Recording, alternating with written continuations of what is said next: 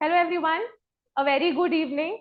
I welcome you all today to today's session, and in today's session we will be covering the current affairs and major topics for June 2025. Today's session will be broken down into two parts. First half will be taken by me and then it will be taken over by Satyam sir. All right. Good evening. Good evening, Vamika. Tanvi, Chinmay, am I audible to you all now? Can you all hear me? Okay. All right. Now, beginning today's session, we will begin today's session with this one very important scheme, that is the Ullas scheme. All right. This scheme has been in news because recently 3 states in India, they have achieved full literacy under the Ullas scheme. The 3 states being Goa, Mizoram, and Tripura recently. All right. Other than these 3 states, we also have the Union Territory of Ladakh, which has achieved full literacy under the Ullas scheme. Now, what is this particular scheme? As you all can see, Ullas stands for Understanding of Lifelong Learning for All in the Society. And this particular scheme has been undertaken by the government in its vision of Nav Bharat Saksharta Karyakram, aiming to make India a fully literate state. Now, when we look at the full literacy or the literacy rate measurement in India, normally under literacy rate of the government, it is any person who's 7 and above and can read and write in any one language. Reading and writing meaning any one particular paragraph in one language. But this particular program, aligned with the new education policy of 2020, actually focuses on making India fully literate. Not only people who are children who are above 7, but 15 years and above, and not only can read and write in one particular language, but also have basic numeracy skills as well as overall personality development. All right. So initially, under the periodic labor force survey, Goa had achieved or had counted its literacy rate as 93.60. Under Ullas, for you to achieve a full literate status, the literacy rate in your particular state is supposed to be 95 and above. So Goa, under the Ullas percentage, did score or did achieve a literacy rate of 95% and above. And along with Goa, we also have Mizoram and Tripura who achieved this literacy percentage. All right. This only has the name of Goa, Mizoram, and Ladakh, but Tripura is also one of the states who's achieved full literacy under this program. All right. Okay. It is a centrally sponsored scheme, and the scheme was launched by the government in 2022, aligned with the new education policy 2020. This scheme has been initiated for 5 years, from 2022 till 2027, and it seeks to attain full literacy by achieving literacy amongst 15 years and above adults, that is age 15 years and above, who missed out from schooling in their initial years. The speciality of this program is to provide adult literacy or adult education amongst the masses in India. All right. So it aims at promoting education for all. It seeks to achieve foundational literacy and numeracy for 5 crore learners. Now the program is from 2022 till 2027. So naturally, and this 5-year target is for 5 crore people. So it individually aims at achieving 1 crore literacy per year. All right. And then in 5 years, obviously 5 crores. It has 5 basic components. These components are important for your exams perspective. You need to remember that the scheme is for 5 years, 2022 to 2027, seeks to achieve full literacy for 5 crore people, and the literacy percentage under Ullas is 95% and above. These are certain key pointers that must be in your mind when we talk about the Ullas scheme. All right. Then it has 5 basic components, talking about foundational literacy and numeracy, critical life skills, basic education, vocational education, and continuing education. Continuing education meaning reducing the rate of dropouts, the number of dropouts in the country, people who leave schools without for whatever XYZ reasons, they get to continue their education. These are the 5 primary factors that focus under the Ullas scheme. All right. And it is implemented through volunteers. Volunteers is a special characteristic of the Ullas scheme, meaning that it seeks to engage students who are themselves in schools, colleges, to come forward and take up teaching adult population to build this literacy rate in the country. All right. Okay. Then your first MCQ for today. Which of the following best describes the objective of the centrally sponsored Ullas scheme? Come on. I'm waiting for your answers. Okay. Deva says C. The others? All right. Vamika says C. Adrit says C. Your answer is C. Good. All right. Which Indian state was the first to achieve full functional literacy? Kerala, Himachal Pradesh, Mizoram. All right. The C has it. Good. Which union territory was the first one? All right. The D has it. Good. Okay. Now the next important topic is Bharat Gen. All right. Now Bharat Gen, drawing inspiration from the recently founded DeepSeek in China, India has also formed its own indigenously developed multi-model large language model. This large language model has been formulated with the simple intention to make learning easy to people who not only are adept to the English language, but any other specific regional language of their choice. So the speciality about Bharat Gen is that it provides information in 22 Indian languages. All right. So Bharat Gen is multi-model LLM, that is large language model for Indian languages developed under National Mission on Interdisciplinary Cyber Physical Systems in collaboration with the TIH Foundation and IIT Bombay. And it seeks to revolutionize the artificial intelligence for the Indian population. Now, why for the Indian population? Because everybody in India is not as well adept with English and naturally can now access information in 22 other Indian languages. All right. Initiative is supported by Department of Science and Technology in India. The platform integrates text, speech, image modalities, offering seamless AI solutions in 22 languages. 22 languages is important. You need to keep in mind. And it has 4 basic pillars: technology development, entrepreneurship, human resource development, and international collaboration. Key features: multilingual, multimodal models, Bharatiya database-based training, open source platform, and generative AI ecosystem. All right. Okay. Quickly. What is Bharat Gen? If I say C. All right, good.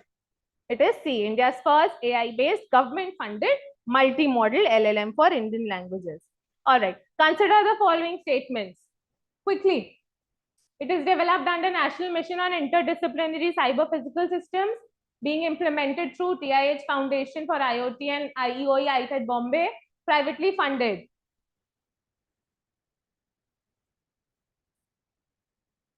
A, all right. Someone says B. Most of you say A. It is A. It is not a privately funded initiative. It is a government funded, and it is the first government funded initiative. All right. Okay. Which of the following accurately describes the key feature of Bharat GPT? All right. Most of you say C. Yes, it is C. All right. Good. Okay. Now, this particular report, the recently released 10th Sustainable Development Report 2025.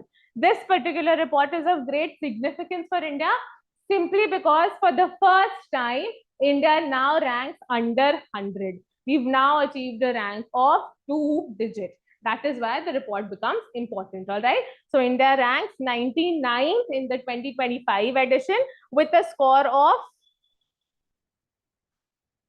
sorry,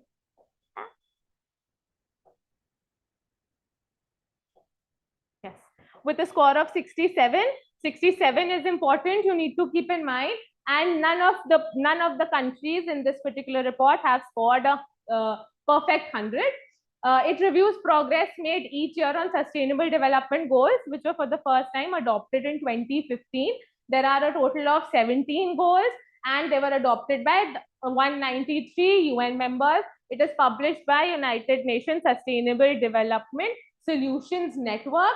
Highlights India for the first time has secured a place below 100, that is, has scored 99th rank with a 67 score.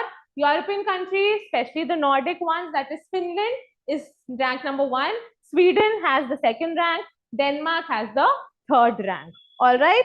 And otherwise, also, when you look at it in totality, the best performing regions are the European nations only. In the top 20, 17 of them are from Europe. All right. Okay. Many European countries face significant challenges, however, related to climate and biodiversity. Unsustainable consumption. East and South Asia have outperformed all global regions in terms of this particular progress. And the UN member states have made strong progress on targets, specifically like SDG 9, 7, SDG 9 again, on internet use, etc. 5 targets show reversals in progress since 2015. That is obesity rate. A lot of people in the country, a lot of countries globally are facing a threat to become obese countries. Likewise, India also is facing this threat that 40% of its population is going to be obese, due to which the government has recently issued health advisory guidelines on certain eatables also. Which eatable? Vinayak, the last ranking country is DRC. Okay, Democratic Republic of Congo. First is Finland, 99th is India. All right. Recently, the government has undertaken advisories on Indian eatables like samosas, jalebis, also to control this. Yes, samosa, fried food, good diva. All right. Okay. India's rank in SDG Index 2025. Quickly. Option C. Good. All right. The Sustainable Development Report is published by? Quickly with your answers. Yes, UNSDSN. Good. All right. Which country ranked the first in this particular report? Option C. Good. Finland is first, Sweden is second, and Denmark is third. All right. Okay. Now, this is just a brief on your sustainable development goals. You need to remember these goals. Just keep them in mind. All right. And we have different schemes in India which align with different sustainable development goals. I will be taking them up significantly in the classes or on LMS. Okay. The first one is no poverty. Second, zero hunger. Third, good health and well-being. Quality education is 4. Gender equality 5. Clean water and sanitation. Recently, one particular scheme completed 5 years in 2024, gotten an extension till 2028 that aligns with SDG 6. Which scheme is that? Which scheme is that? Yes, Ananya, good. It is Jal Jeevan Mission. Yes, good. Okay, then 7th is affordable and clean energy. 8, decent work and economic growth. 9 is industry, innovation, infrastructure. 10, reduced inequalities. 11, sustainable cities and communities. Under sustainable cities, which scheme launched by the government came to an end on 31st of March 2025? Good, Adrit. Yes, the Smart Cities Mission. The Smart Cities Mission was launched in 2015. It was initially for 5 years till 2020, got its first extension till June 2024, and then the second extension till 31st of March 2025, when it officially came to an end. All right. The scheme aimed to develop 100 cities into smart cities. 100 cities, although 100% achievement rate was not achieved by this particular scheme, 90% of the total projects were completed. 8,000 projects were outlined under it, and 7,500 projects were completed under it. All right. Okay. Then 12th is responsible consumption and production. 13 is climate action. 14, life below water. 15, life on land. 16 is peace and justice. Strong institution. 17 is partnership for goals. All right. Okay. Now, the next important report that was published this year in June itself was the State of the World Population Report. All right. This particular population report gives you a detailed number as to the increase in India's population. Now, according to this particular report, the population in India has now reached 146.39 crore in April 2025. And the rate of and the name of this report was Real Fertility Crisis. Real fertility crisis, because obviously this particular report captures the entire fertility trend of all the countries in the world, not only with respect to India. So India as such is not facing any fertility crisis or the problem of population aging as of now, but there are many countries like Japan, South Korea, Italy, which are facing this problem of aging population. All right. So keeping that in mind, this particular report was titled as the Real Fertility Crisis. You need to remember the name of the report. You need to remember that it is launched by United Nations Population Fund. You need to remember that according to this particular report, India's population is 146.39 crore. This report also says that our total fertility rate has dropped below 1.9, which is less than replaceable fertility rate of 2.1. Replaceable fertility rate simply implies that as and how the population is aging, the number of people that we are going to lose due to deaths as the population ages, an equivalent number of population is going to come into existence in the country. So 2.1 is a good rate that the country might not face problems of population aging or population crisis for that matter. So as of now, we are just touching the borderline with 1.9. But if it falls below this, then it may be a problem for India in the near future, in the years to come. However, our population is continuously going to rise and we will reach a population peak of 170 crores in the next 40 years. So for the next 40 years, we actually have nothing to stress about like Japan, South Korea or Italy. All right. Okay, coming to the other data provided by this particular report, population size, India leads. Now India is the largest population in the world, has surpassed China, expected to peak at 170 crores in the next 40 years before stabilizing.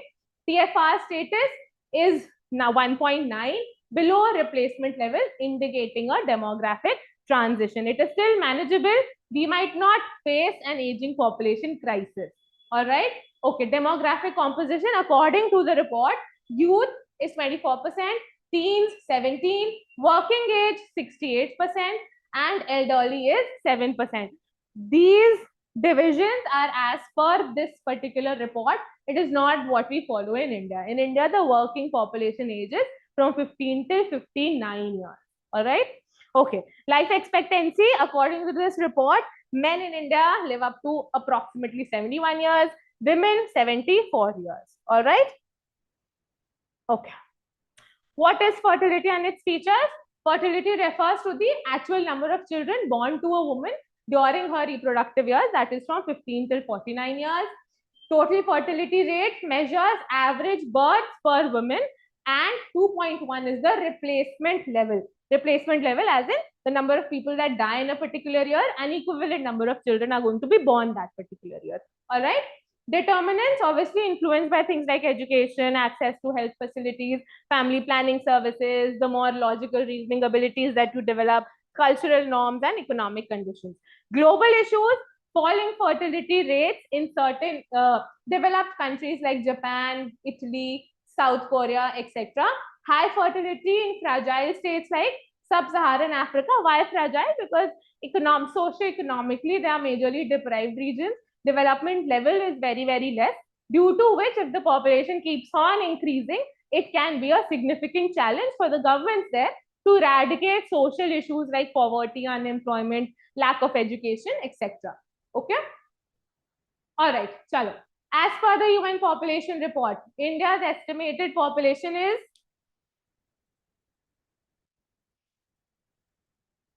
good. Option number B. All right. According to 2025 report, what is India's total fertility rate? All right. Somebody said B. Vibhuti, it is not B, it is C, 1.9. Okay. 2.1 is the replaceable fertility rate. All right. Okay. What is the replacement level of fertility? Quickly. C, 2.1. Good. Okay. Which global organization publishes this report? Yes, it is UNFPA. All right. What term is used in 2025 report to subscribe the real population issue?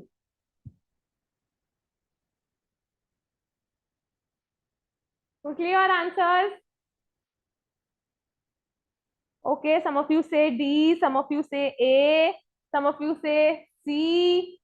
The answer is C, reproductive agency crisis. All right, because of aging population. Okay. Now the next one is CIPRI Yearbook 2025. This particular report is significantly important for India's perspective this time, because the report has given us a very clear number of the nuclear warheads that are possessed by the various nuclear powers of the world. All right. So this particular report says that as per India's status, total warheads in India is 180 as of January 2025. Modernization, India obviously seeks to continuously develop new nuclear arsenals with more modern, adept technologies. Triad development meaning keeping three different types of nuclear arsenals, including land-based missiles, aircraft, and sea-based submarine nuclear warheads. Pakistan's nuclear capabilities are estimated as to a total of 170 warheads, 10 less than India.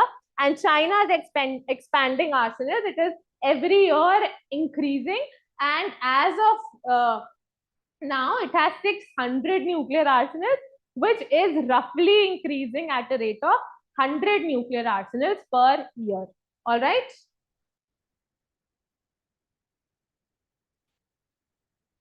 Okay. Global trends, total inventory, as in the absolute number of nuclear warheads possessed by all the nuclear weapon countries in the world, is approximately 12,241 nuclear warheads and 9,614 in military stockpiles. That is kept, made and kept.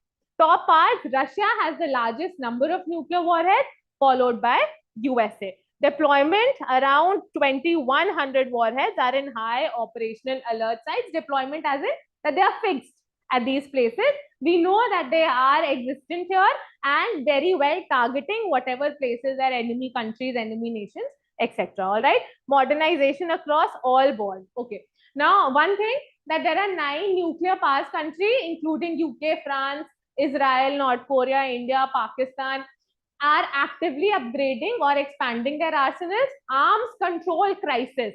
All right. Now, during the Cold War, the first country in the world to have or possess nuclear weapons was USA. All right. USA began with these nuclear arsenals building in 1945 and tested it live with its devastating impact on Japan and Hiroshima and Nagasaki. All right.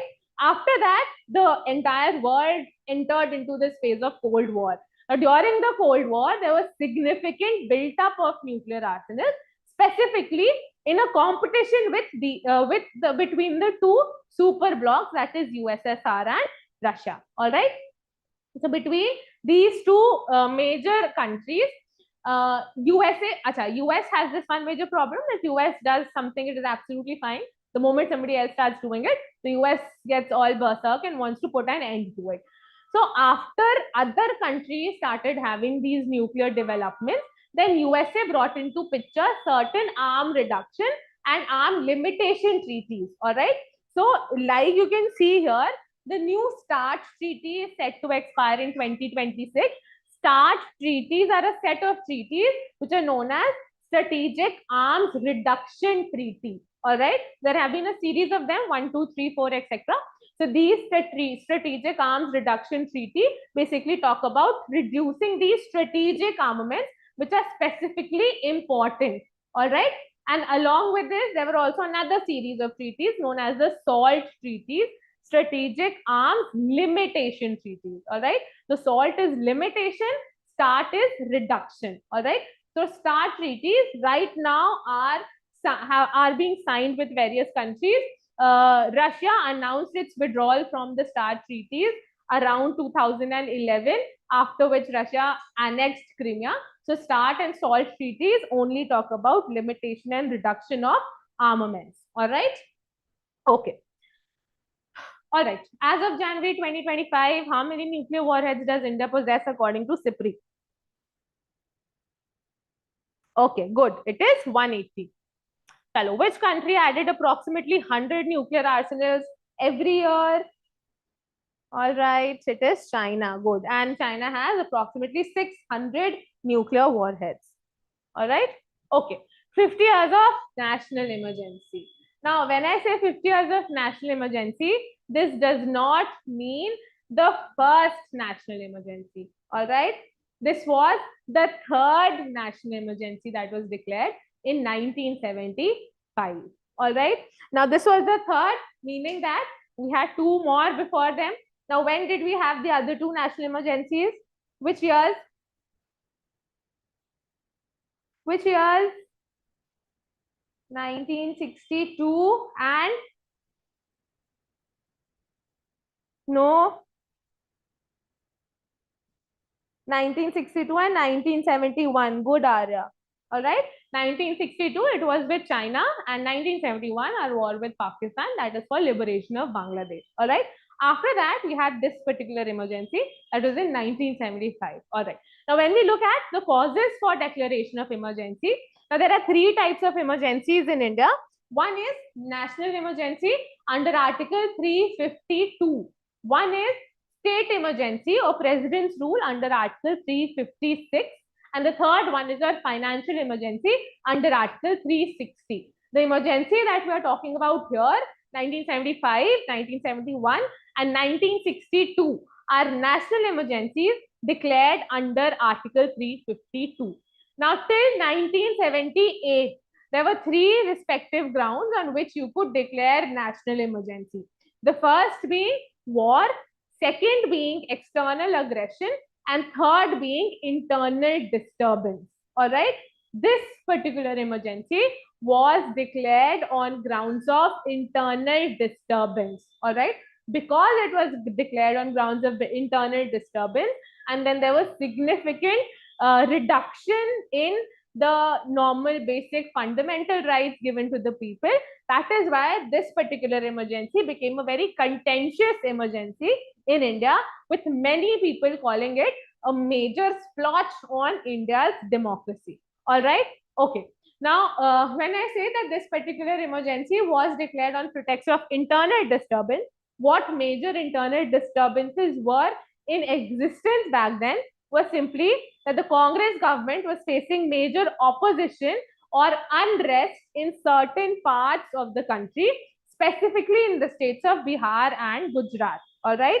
In this Bihar and Gujarat, the students started protesting against the high rate of unemployment, high rate of inflation in these respective states, with poor access to basic facilities of life, due to which the students protested, and the Congress government was forced to resign. And other than that, as Satakshi's mentioned, the JP movement is the Jai Prakash Narayan movement. It was initiated from Bihar. It was launched in 1974, also known as the Total Revolution. Okay, the Total Revolution movement, where he basically sought to bring about reforms in the entire political economic structure of India. All right. Okay. So in line with these movements, the Congress was losing its feet in respective states, due to which the government, just to save its power, because power corrupts and absolute power corrupts absolutely. So just to keep put in power, the government declared national emergency on grounds of internal disturbance. Internal disturbance being peaceful protests by dissatisfied students in certain states in the country. All right. Okay. So 25th of June annually is observed as Samvidhan Hatya Divas or Constitution Murder Day, as declared last year. by the government in line or in lieu of the 1975 national emergency.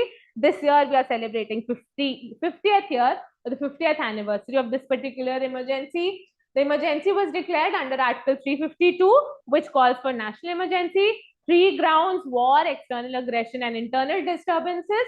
This particular emergency was declared on grounds of internal disturbance, lasted for 21 months from 25th of June 1975 to 21st of March 1977. All right, 21 months is important. Internal disturbance is important. Samvidhan Hatya Divas is important, and it is the third emergency is important. All right. Okay. Events leading to growing unrest of students, protest against the government, Jai Prakash Narayan's total revolution movement, and the Allahabad High Court convicting the then Prime Minister on false elections or rigging of elections just to stay put in power. All right. Okay. Key events during this particular emergency, which actually invoked such major criticism on misuse of emergency powers by the government. All right. The first being Article 358 and Article 359. As per the previous provisions of the emergency, that is before the 44th Constitutional Amendment Act, it said that under Article 358, if national emergency is proclaimed as per Article 352, then fundamental rights given under Article 19 will be automatically suspended. Article 19 simply talks about the fundamental right to freedom of speech and expression. All right. Other than that, all other fundamental rights will be suspended as per Article 359 of the Constitution. Okay. This is before the 44th Constitution Amendment Act. Then over 35,000 political prisoners were detained in the sense arrested, and all of them were opposition leaders who were actually undertaking major movements against the corrupt malpractices of the then government. Severe media censorship. No, beta. Lockdown during COVID emergency was during COVID was not emergency. All right. Okay. Severe media censorship. This was one of the most important aspects of then emergency. That normally under Article 358 by default, fundamental rights under 19 is suspended. Then, as it is, the fundamental rights were suspended. The Prime Minister went a step ahead and she called for absolute censorship of press, in the sense that when national emergency was being declared, she called for cutting off electricity supplies from all printing presses, so that in the morning newspapers might not have publications which had opinions against the then elected government. All right. Other than that, obviously, certain articles were barred from being published. Then I don't know if you must be seeing pictures elsewhere also. I can see it on Google that then the newspapers started protesting, specifically the Indian Express, by themselves, deleting words from in between when they were printing passages or newspaper articles. All right. Just as a sign of protest. All right. Yes. Blank editorials. Okay. Sterilized campaign. This was one of the most controversial aspects of this particular emergency, because this emergency started coinciding with the government's vision to bring the ever increasing population in the country under control, through which Sanjay Gandhi undertook a forced men sterilization campaign in the country. All right. And then obviously during the emergency only, they brought in the 42nd Constitutional Amendment Act. Through this 42nd Constitutional Amendment Act, over centralization of powers of the executive was undertaken, meaning that emergency could be declared if the Prime Minister asks the President alone to declare this particular emergency without any written requirement from other members of the cabinet. It also curtailed judicial review, saying that emergency provisions or emergency proclaimed by the President is beyond judicial review. And for the first time, this period of the Lok Sabha was increased from 5 to 6 years. All right. Post-emergency development. Emergency ended in 1977. The Congress party lost its elections. Shah Commission was formed under Justice J.C. Shah, who was given this duty or function to look into the major abuses that were undertaken under this particular emergency. And this also brought in the 44th Constitutional Amendment Act. The first significant aspect of this 44th Constitutional Amendment Act was that it replaced internal disturbance from armed rebellion. All right, meaning that this particular emergency was simply declared on the grounds of internal disturbance. Internal disturbance meaning that any person anywhere, even if they are undertaking peaceful protest, served as a legitimate valid ground for declaration of emergency.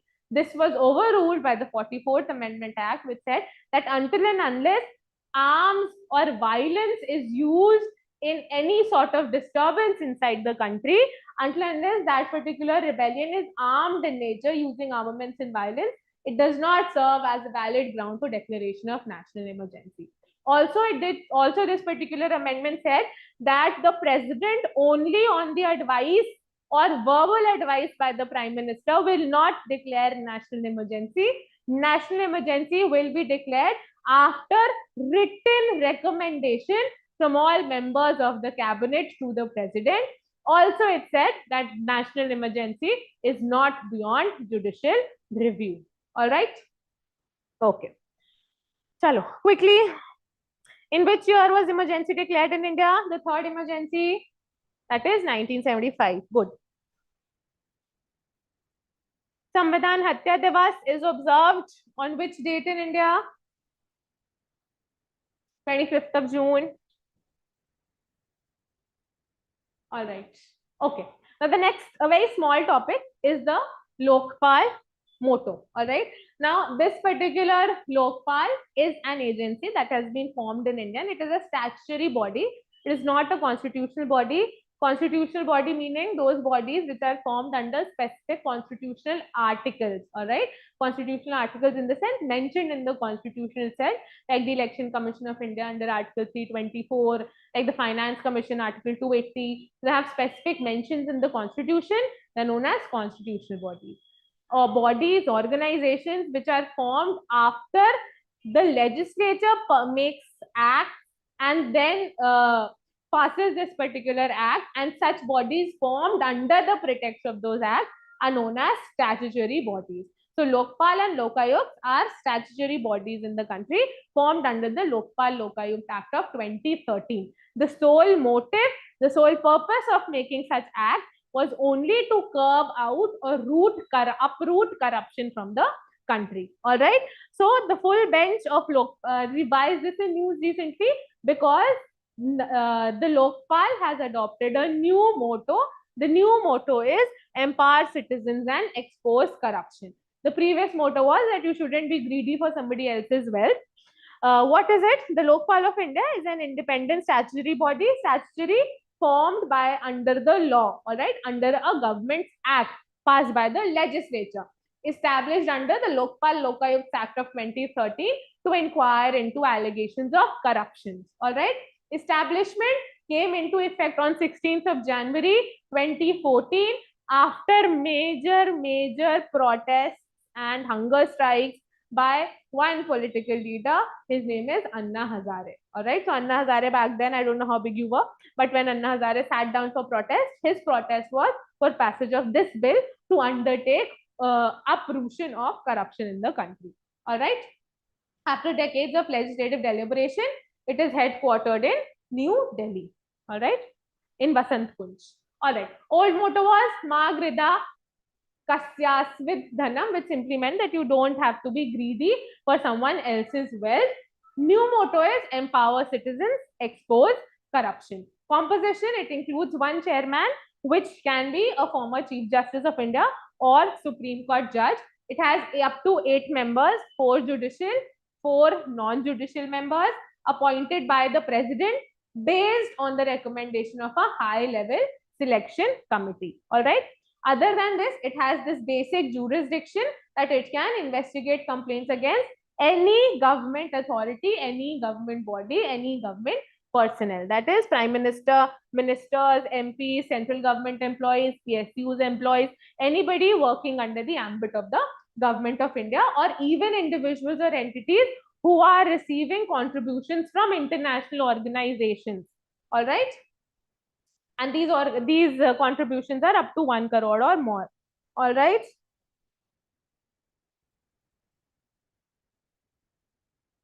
Up to 8 members. Okay. All right. Functions: inquire into corruption cases under the Prevention of Corruption Act 1988, authorized to sanction prosecution, attach property, recommend suspension or transfer of officials, can summon witnesses, seize document, exercise civil court power, supervise CBI with it, engage other government agencies like enforcement agency like DRI, like Enforcement Directorate, DRI, etc. All other agencies can be services of all other agencies can be called for under the provisions of Lokpal. Okay. All right. Okay. What is the new motto adopted by Lokpal of India? Yes. Option number B. Good. All right. Now, 16th Finance Commission. The topic is a very small one. I've only taken it up so that you get a basic understanding into the Finance Commission and its provisions. Why was it in news? Because Shri T. Ravi Shankar, the Deputy Governor of RBI, has recently been appointed as a part-time member of the 16th Finance Commission. We will be talking about a little detail, with respect to the 16th Finance Commission. His name is only important for a one-liner question. All right. Following the resignation of Shri Ajay Narayan Jha, what is it? It is a constitutional body. Why is this a constitutional body and why was the Lokpal or Lokayuk not a constitutional body? Tell me quickly. Why is this a constitutional body and why was Lokpal and Lokayuk not a constitutional body?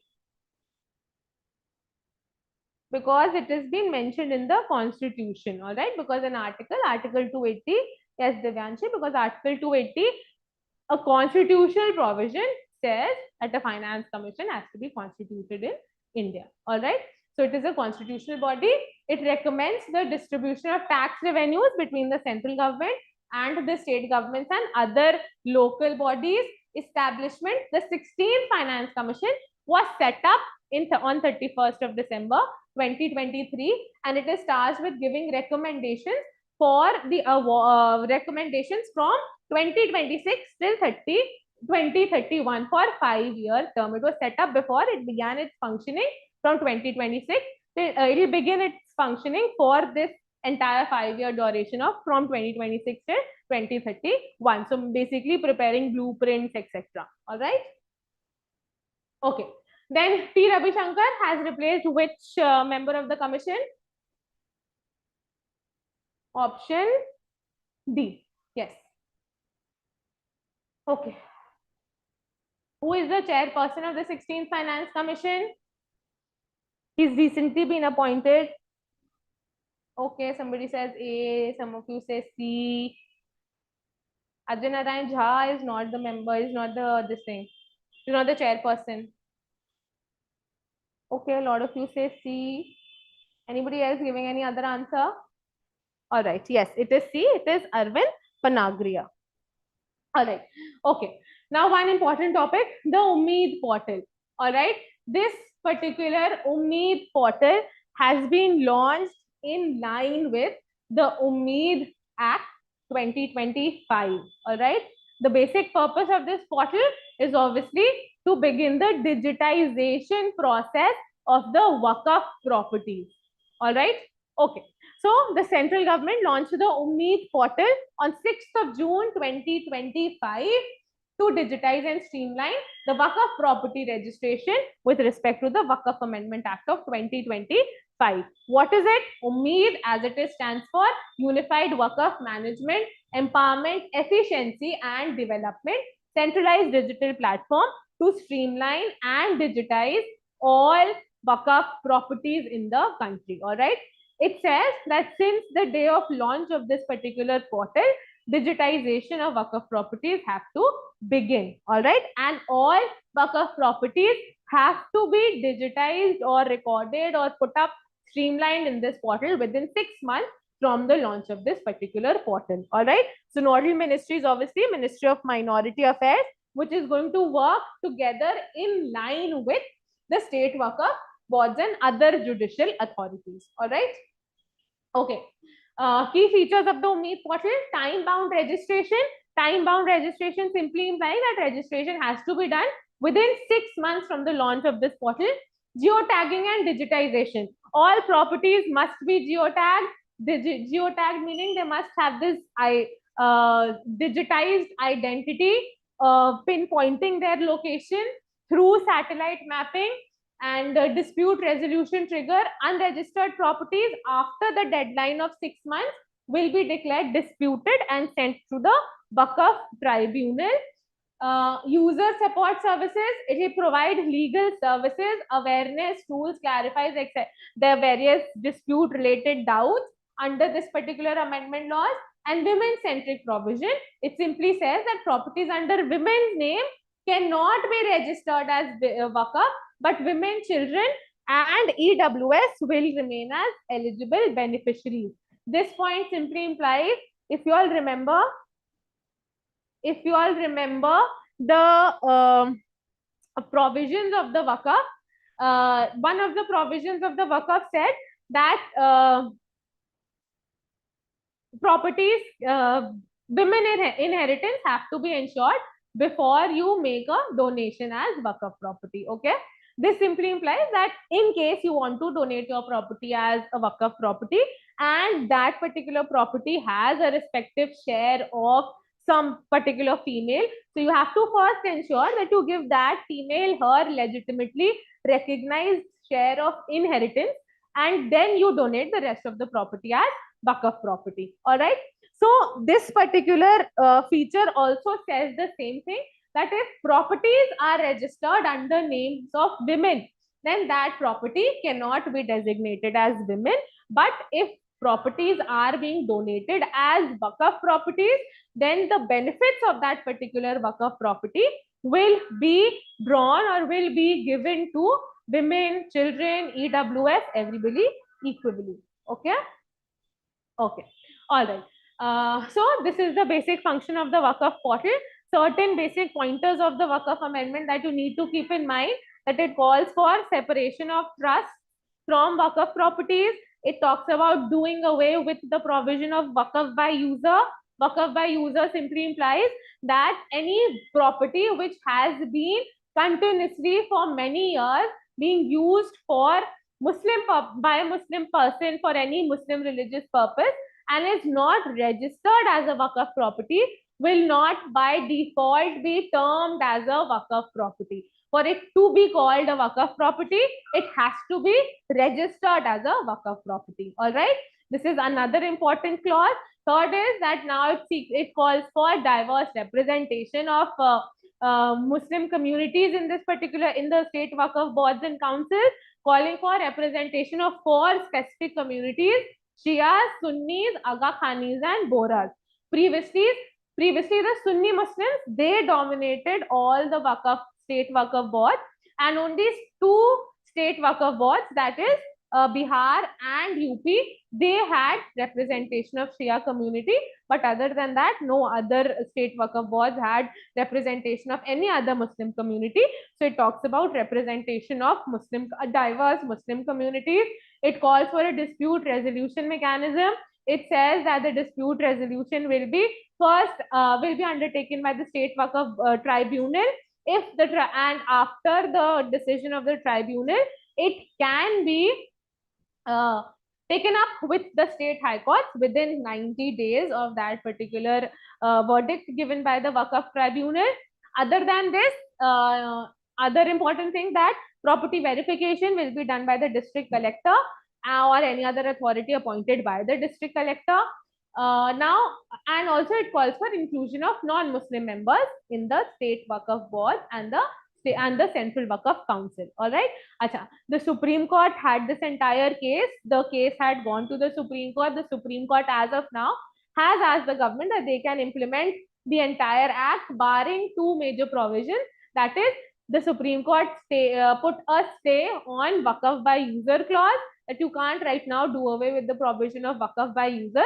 And also the Supreme Court put a stay on inclusion of non-Muslim members in the Waqf boards and councils. All right. So these two clauses have been put on hold as of now. The Supreme Court is undertaking trials and listening on these particular provisions, and we are waiting for further clarification on these provisions. Other than that, the government has launched the Ummeed portal to start digitizing and streamlining the Waqf properties in the country. All right.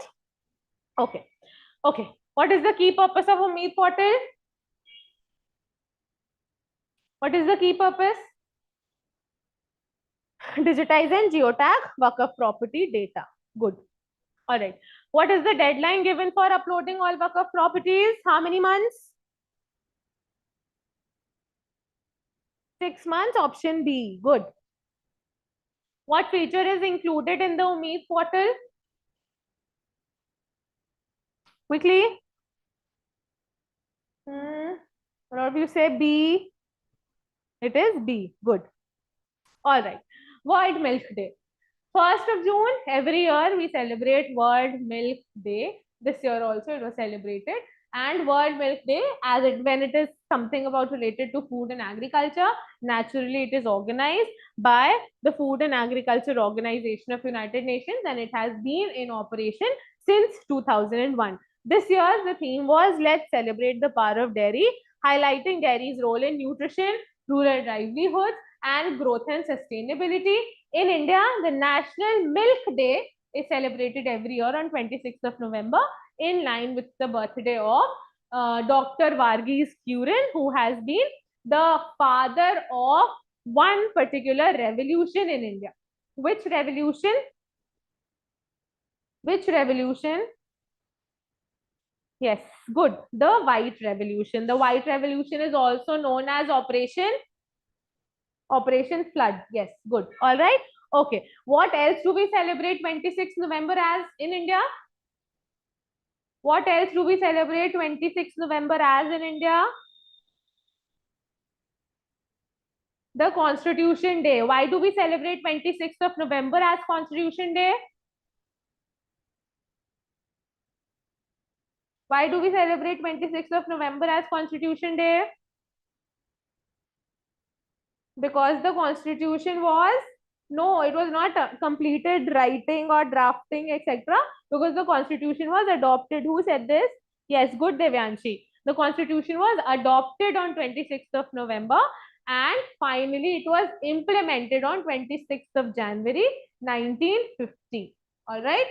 Okay. And for the first time, it was put forward in the Constituent Assembly by the drafting committee. The first draft, the completed draft on 4th of November 1949. All right. Okay. What is Operation Flood? A very quick recap. Operation Flood was launched by Dr. Kurin. It was obviously to bring about streamlining and revolutionizing the entire milk system in India, because India was suffering from milk deficiency, and its entire target was to convert India from a milk deficient region to a milk self-sufficient region, making it the world's largest milk producer. Known as the father of milk revolution, he was also the founder of Amul, and for the very long time he remained the chairman of National Dairy Development Board in India. He has been given these various awards like the Raman Magsaysay Award, World Food Prize, and Padma Vibhushan also for his feats in milk revolution. All right. The government has also undertaken White Revolution 2.0 in 2023 simply to increase milk production. India is the largest milk producer in the world. Still, it falls short to fulfill the needs and requirements of everybody in the country. So, seeks to empower women and combat malnutrition. Target under White Revolution is to increase dairy cooperatives and procure 100 million kilograms of milk by the end of the 5th year of this initiative. That is by 2028. All right. And it aims to increase procurement led by cooperatives from present 660 lakh liters per day to 1000 lakh liters per day. All right. Cooperatives simply implies coming together of various small farmers, individuals, and together forming one small organization, pooling in their resources and increasing their employment as well as income opportunities. All right. And one more thing, that cooperatives in India were also given a constitutional status by the 97th Constitution Amendment Act of 2011. All right. Okay. Should we move ahead, Adrit?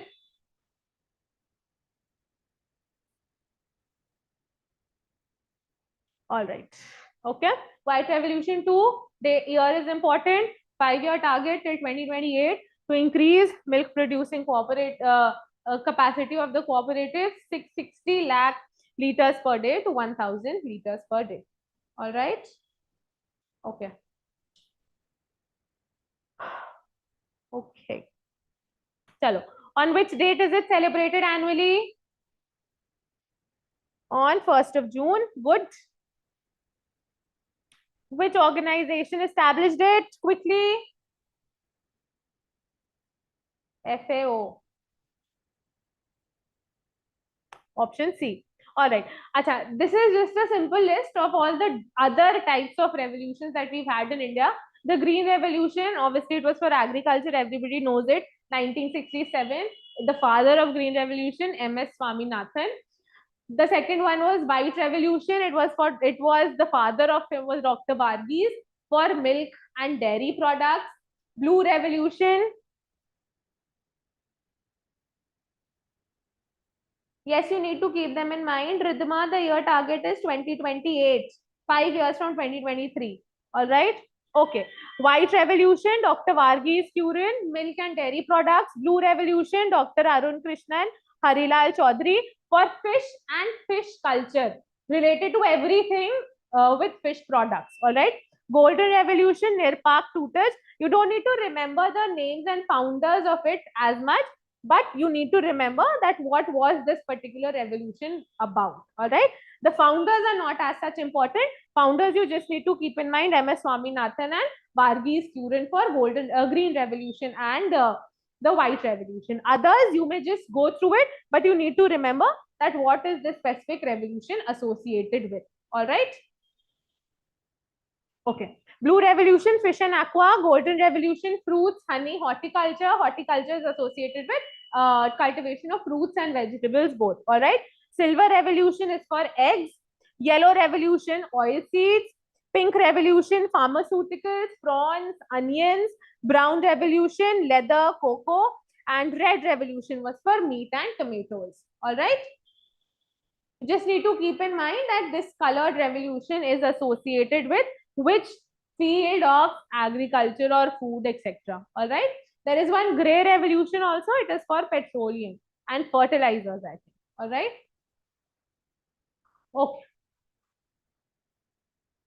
Okay. The next one is United Nations Ocean Conference. All right. This conference obviously took place in June itself, and third edition of it was undertaken. It was undertaken in collaboration with France and Costa Rica, and obviously it was undertaken to bring about sustainable development of world ocean resources. Theme: accelerating action and mobilizing all actors to conserve and sustainably use ocean resources. All right. You need to remember that it was co-hosted by France and Costa Rica this year. All right. The conference sought obviously to bring about or garner support, global world support, aligning with the SDG target of under 14. SDG 14 calls for life below water with 3 main priorities. These are the 3 priorities: to produce an ambitious nice ocean action plan. Why nice ocean? Nice because it was in France, in Nice, where this conference had undertaken. All right. The name of the place was Nice. That is, it is known as Nice Ocean Action Plan. Priority 1 talked about working towards completion of multilateral processes linked to oceans, as in whatever global initiatives have been undertaken that should be completed and shouldn't only stay on paper. Priority 2, mobilizing finance resources, basically talked about increasing financial and monetary contribution from different states, different countries under this particular conference for ocean resource conservation. Then third is strengthen and better disseminate knowledge relating to marine sciences and enhance policy making. The sole agenda being sustainable use and sustainable development of ocean resources. Every year we celebrate World Oceans Day on 8th of June. All right. Okay. Key achievements. Major financial commitments. There were a lot of countries who committed to contribute increasing amounts of money under the Ocean Conference program. European Commission pledged about 1 million. You don't need to remember the figures. Okay. This is just a simple understanding. You just need to keep it in your head that these were the three major outcomes of this particular conference, that major financial commitments were made. You don't need to keep in mind that how much money was given in or agreed to by various countries and various unions. All right. So European Union Commission pledged 1 billion euros, Germany 100 million, New Zealand 52, Italy 6.5, Canada 9 million, etc. Okay. You only need to keep in mind that one of the key outcomes was increasing financial commitments. All right. The second one was expansion of marine protected areas. Marine protected areas in the sense that they have to start outlining and delimiting the areas which are specifically protected and cannot be misused to foster sustainable development. All right.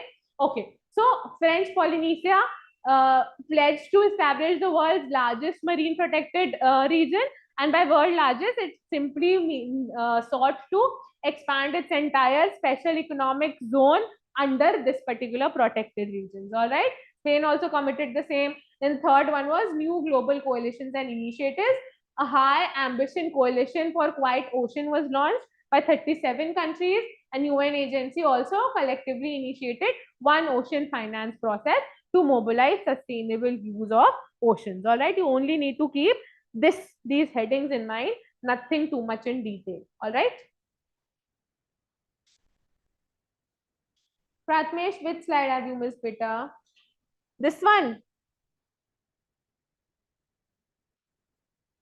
Quickly, children, you will get a recorded video of this also. Okay. Should we move ahead, Pratmesh? Done? Okay. All right. Okay. The 2025 UN Ocean Conference was co-hosted by which two countries?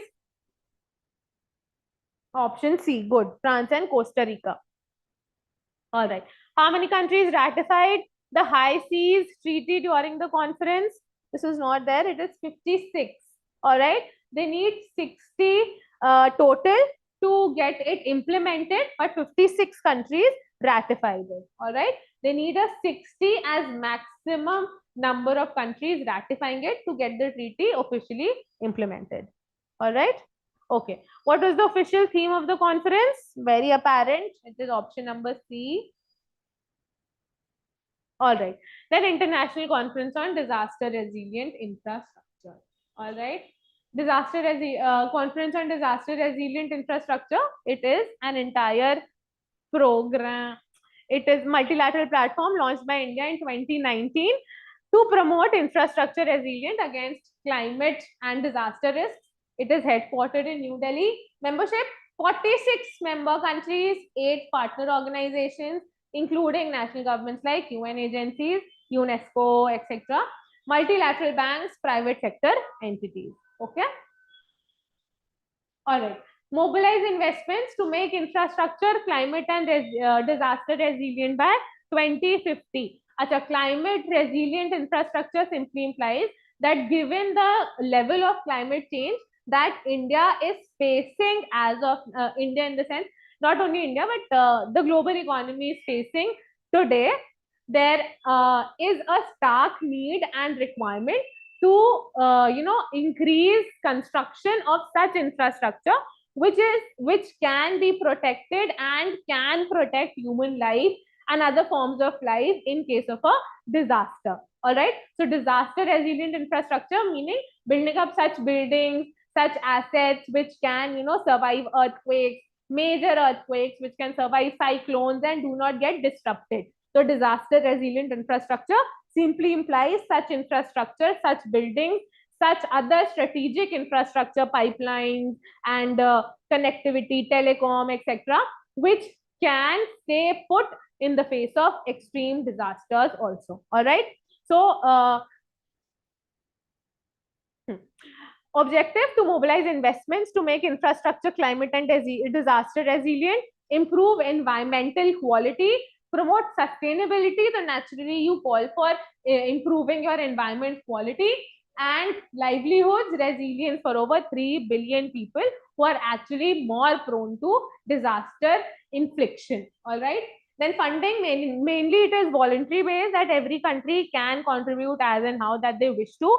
India is the primary funder here because the initiative was only launched by India in 2019. Primary funding is provided by India, supported by US, UK, France, and other countries, including World Bank.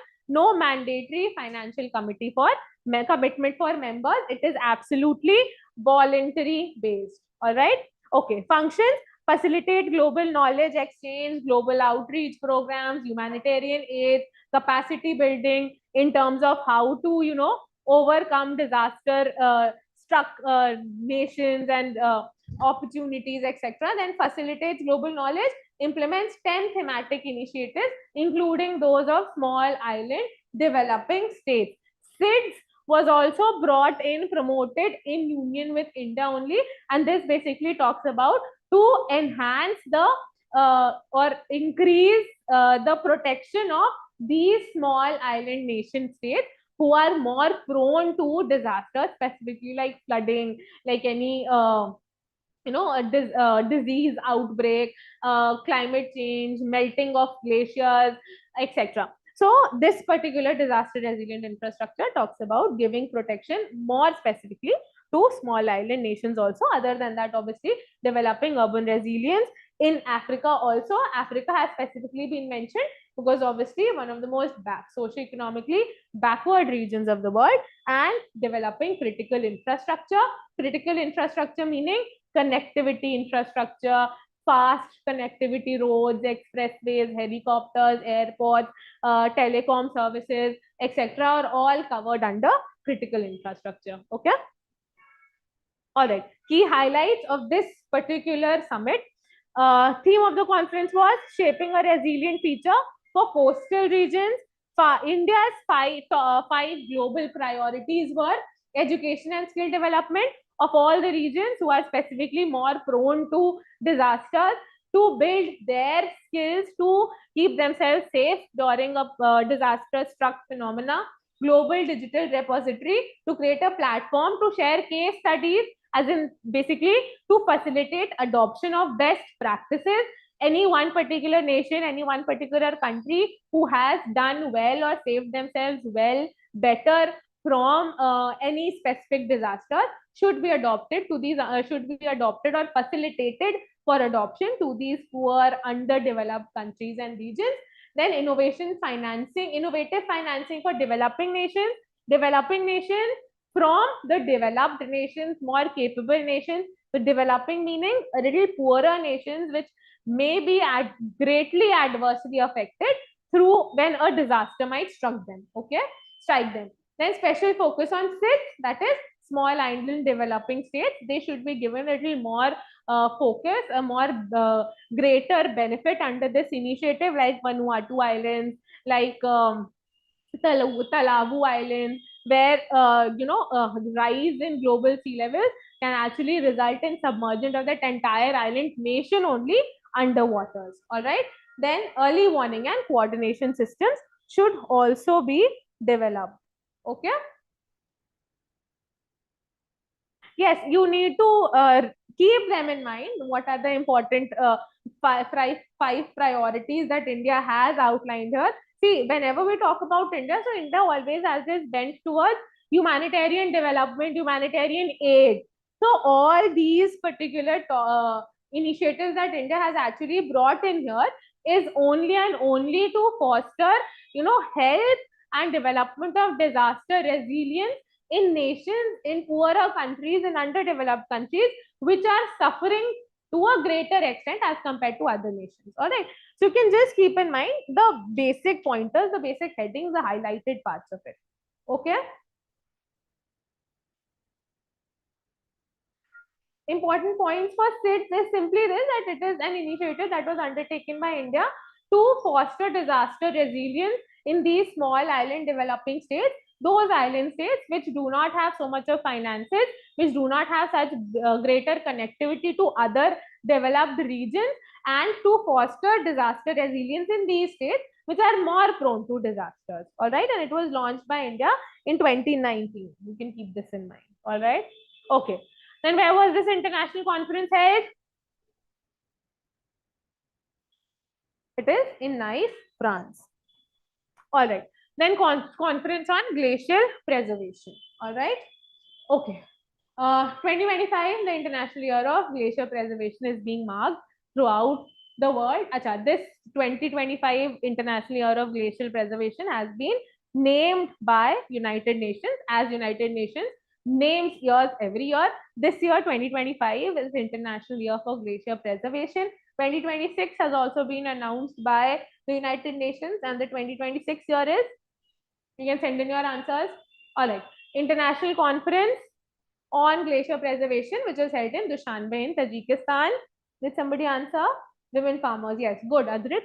2026 United Nations International Year is International Year for Women Farmers. All right, giving recognition to their respective initiatives and their respective inputs in agricultural development. All right. So this particular conference this year was held in Dushanbe. It was organized by the Republic of Tajikistan in support with UNESCO and World Meteorological Organization. It was declared under UN resolution, which declared 2025 as the International Year of Glacier Preservation, and also 2025 to 2034 has been declared as the decade of action for cryospheric sciences. This is cryospheric sciences. Cryospheric means related to ice and the permanently frozen regions. All right. Okay. Conference on glacier preservation.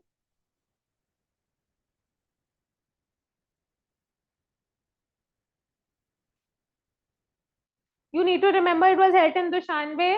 It was in line with United Nations Declaration of 2025 as International Year for Glacier Preservation, because glaciers are melting at a very rapid pace.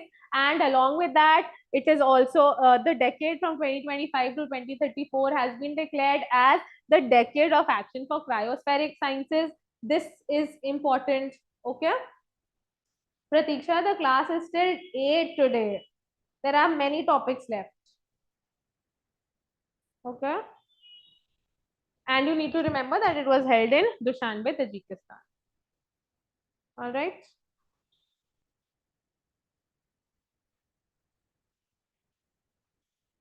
All right. Objectives: to promote climate resilient water resource management, raise global awareness regarding it, encourage strong multilateral climate action aligned with Paris Agreement. So you just have to read these. Don't have to learn anything from this. These are general objectives. Okay, obviously to promote sustainable use, to promote sustainable development, to raise awareness against this. These are just general objectives that you need to keep in mind. You need to keep India's commitment, that India reaffirms commitment to glacier preservation at the high-level international conference on glacier preservation. Okay, this is only for reading. Don't make pointers on it. All right, this is just something that you need to keep in your mind. All right. Okay, chalo.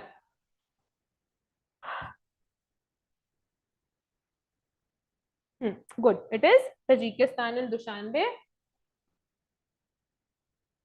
Which two organizations?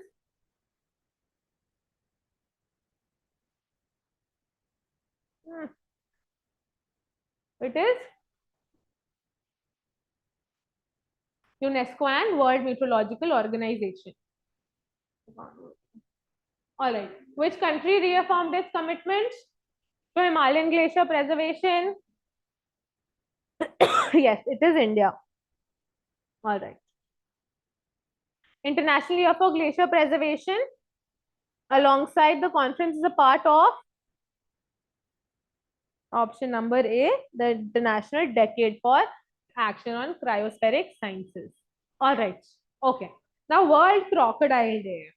World Crocodile Day, every year we celebrate on 17th June.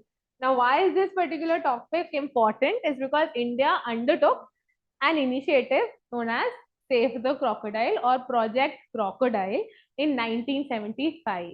So this year, the project has completed 50 years. That is why this particular project becomes important, or World Crocodile Day becomes important. You only need to keep 2-3 points in mind for this. That is, it is celebrated every year on 17th of June. This year specifically important because commemorating with 50 years of crocodile conservation project or Project Crocodile from 1975 to 2025, with Odisha emerging as the epicenter of this entire initiative. Achha. The project was launched from Etawah in Uttar Pradesh, but Odisha has the maximum crocodile species. All 3 species are found there, and also talks about major conservation initiatives have been taken in this thing for conservation of crocodiles. Odisha is the only Indian state to host wild populations of all 3 native crocodilian species, that is the ghadial, the magar crocodile, and saltwater crocodile. Okay, these 3 species are found there. Crocodile Conservation Project, India launched its CCP at Odisha's Bhitarkanika National Project, support from United Nations Development Program, and also FAO. This is all that you need to keep in mind with respect to Project Crocodile and nothing else. Okay, it is a very, very small topic, not that important. All right, quickly.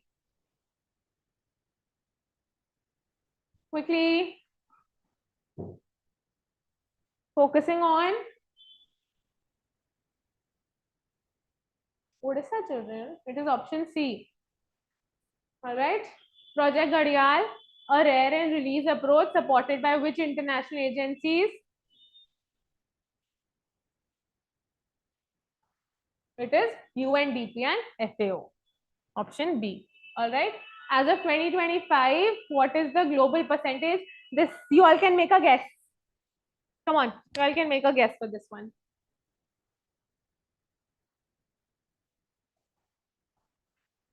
It is approximately 80. Okay, so those of you who said approximately 80, good. All right.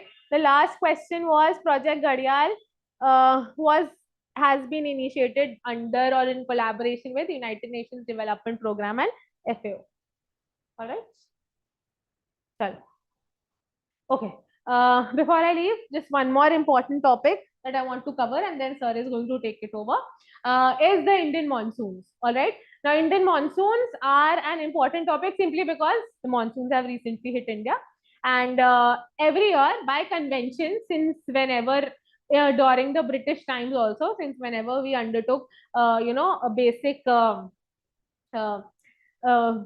what can you say, basic, a prediction of monsoons, it was always predicted, and it is through convention belief that the Indian monsoons hit India every year on 1st of June. Now, when I say that the Indian monsoons hit India every year on 1st of June, it means that it hits India's southwestern coast on the 1st of June. All right.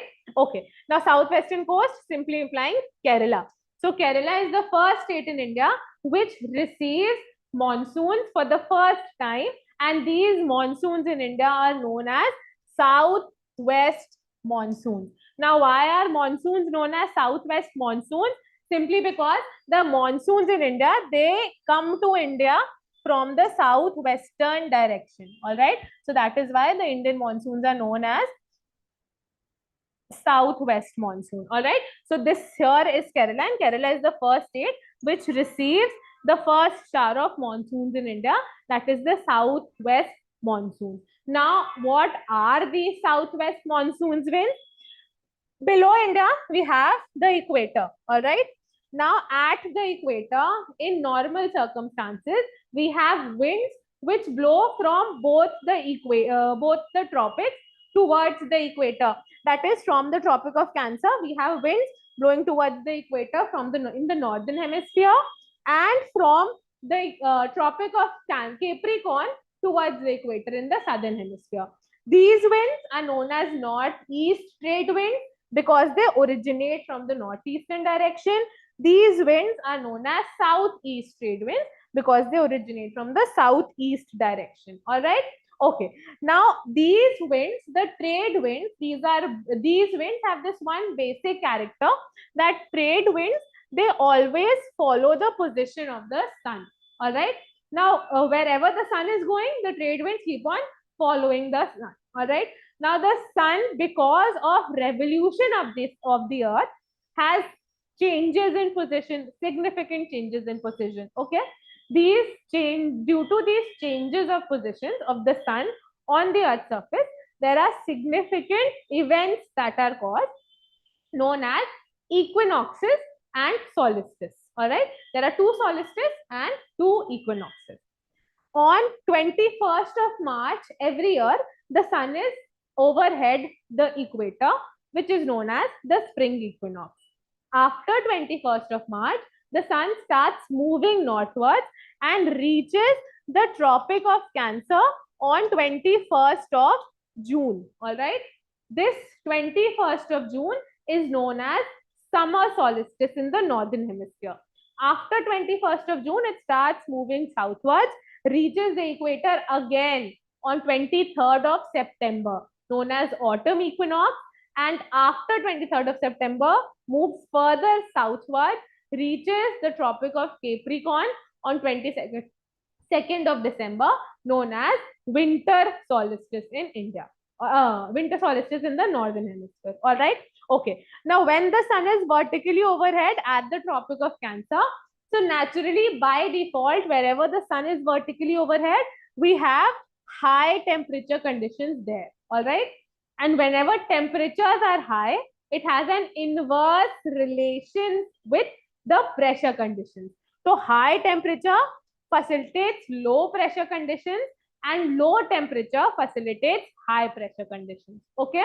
Now, as compared to the land, the water is always less hot or has low temperatures. All right. Why?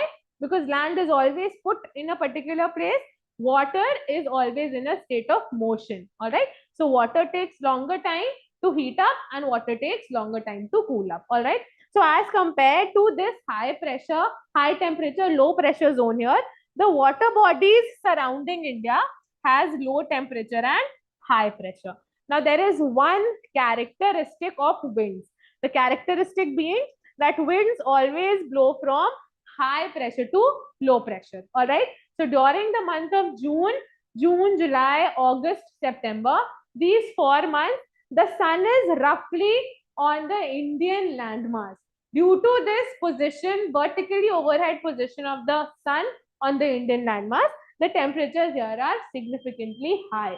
India faces high temperature and low pressure conditions. As against this high temperature, low pressure, the surrounding water bodies, they have low temperature and high pressure. All right. So winds from these surrounding water bodies, they start getting attracted towards the high temperature and low pressure center in between the Indian landmass. Now these winds, they blow from the oceans and then onto the landmass. Naturally, they are moisture laden winds, and being moisture laden, they give us good quantities of rainfall wherever they blow. Okay. Acha. Now, how do these winds reach here? These southwest monsoon winds are actually southeast trade winds. These southeast trade winds, they occur below the equator, and then after crossing the equator, they get deflected towards the right due to Coriolis force, and when they get deflected, then their direction changes from southeast to southwest, and then they enter India being moisture laden, giving us good amount of rainfall. That is why they are known as southwest monsoon winds. Okay. Now these southwest monsoon winds, the first state is Kerala from on 1st of June. This sudden onset of monsoon on the 1st of June is known as burst of monsoon, and from 1st of June, it roughly takes 15 days for these southwest monsoons to spread across the entire country. All right. Okay. Now these southwest monsoon winds, due to the peninsular nature of the Indian peninsula, are bifurcated into two branches. One is the Bay of Bengal branch and the other is the Arabian Sea branch, named after the respective water bodies in the Indian peninsula. The Arabian Sea branch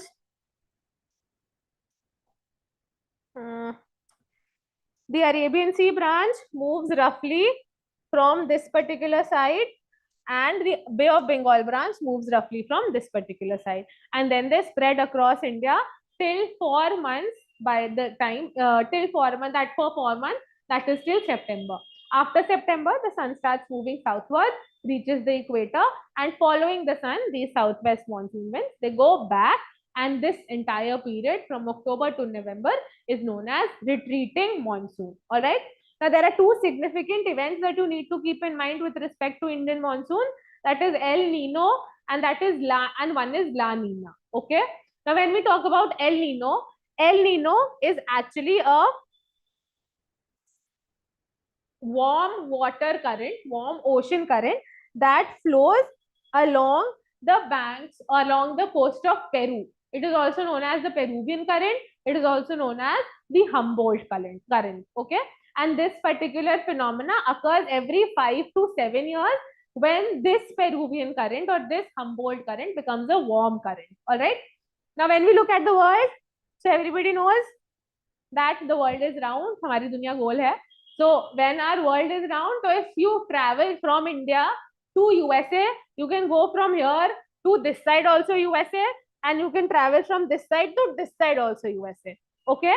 So here when the El Nino phenomena occurs, so El Nino is a warm current which warms up the entire temperatures of the Pacific Oceans. All right. Now this temperature in Pacific Ocean is also high temperature, and in the month of June, India also experiences high temperatures. All right. So supposedly in the Pacific Ocean, the temperature is 55 degrees Celsius. At India's center, the temperature is maybe 48 degrees Celsius. 48 degrees Celsius is also high temperature. 55 degrees Celsius is also high temperature. But this 55 degrees Celsius is higher temperature as compared to the 48 degrees Celsius temperature. So what happens that our southwest monsoon winds, instead of getting attracted to this 48 degrees Celsius temperature, gets attracted to this 55 degrees Celsius high temperature. And in an El Nino event, India experiences drought or less rainfall conditions. Okay.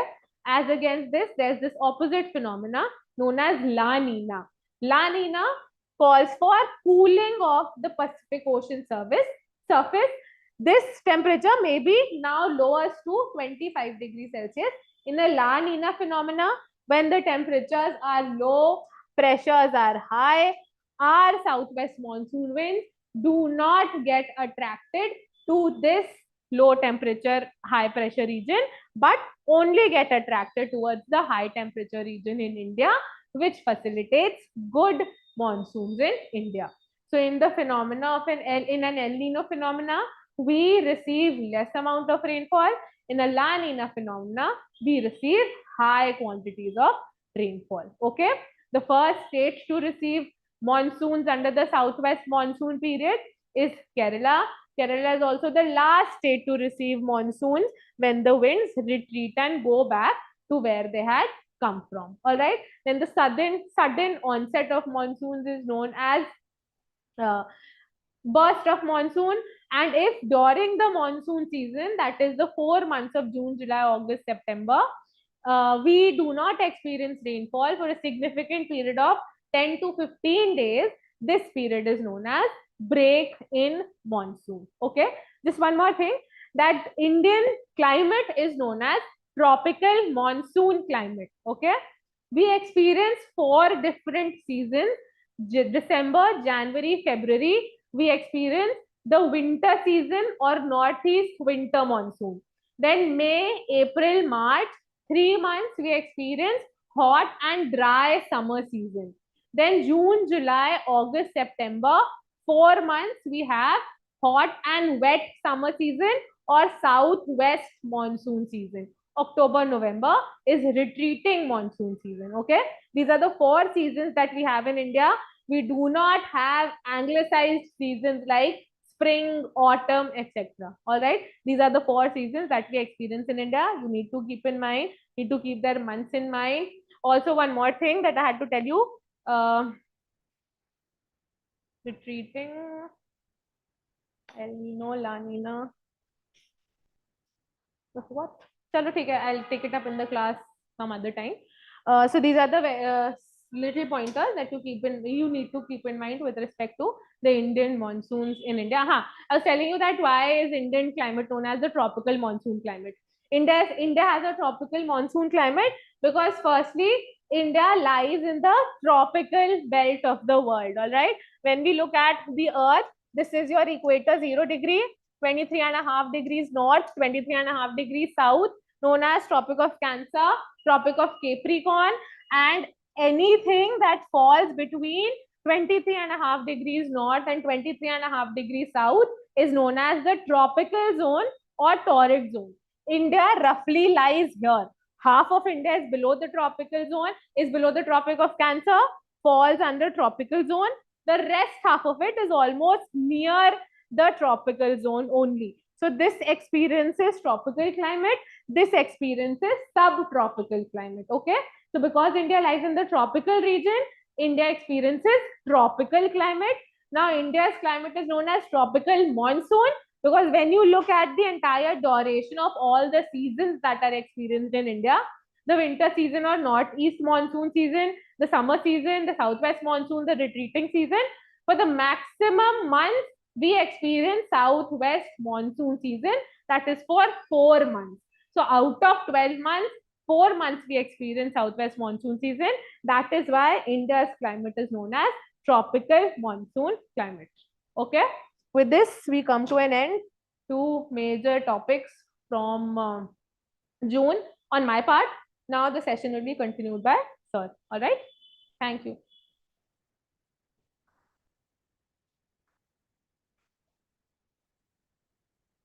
कुछ करिए, break वेक है, कह दूं कि 5 minute का break ले लें.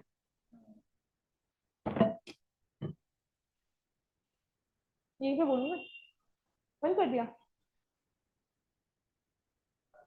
Students, all can take a 5-minute break and then the session will continue. Okay. Thank you, Dhrumi and Grishma.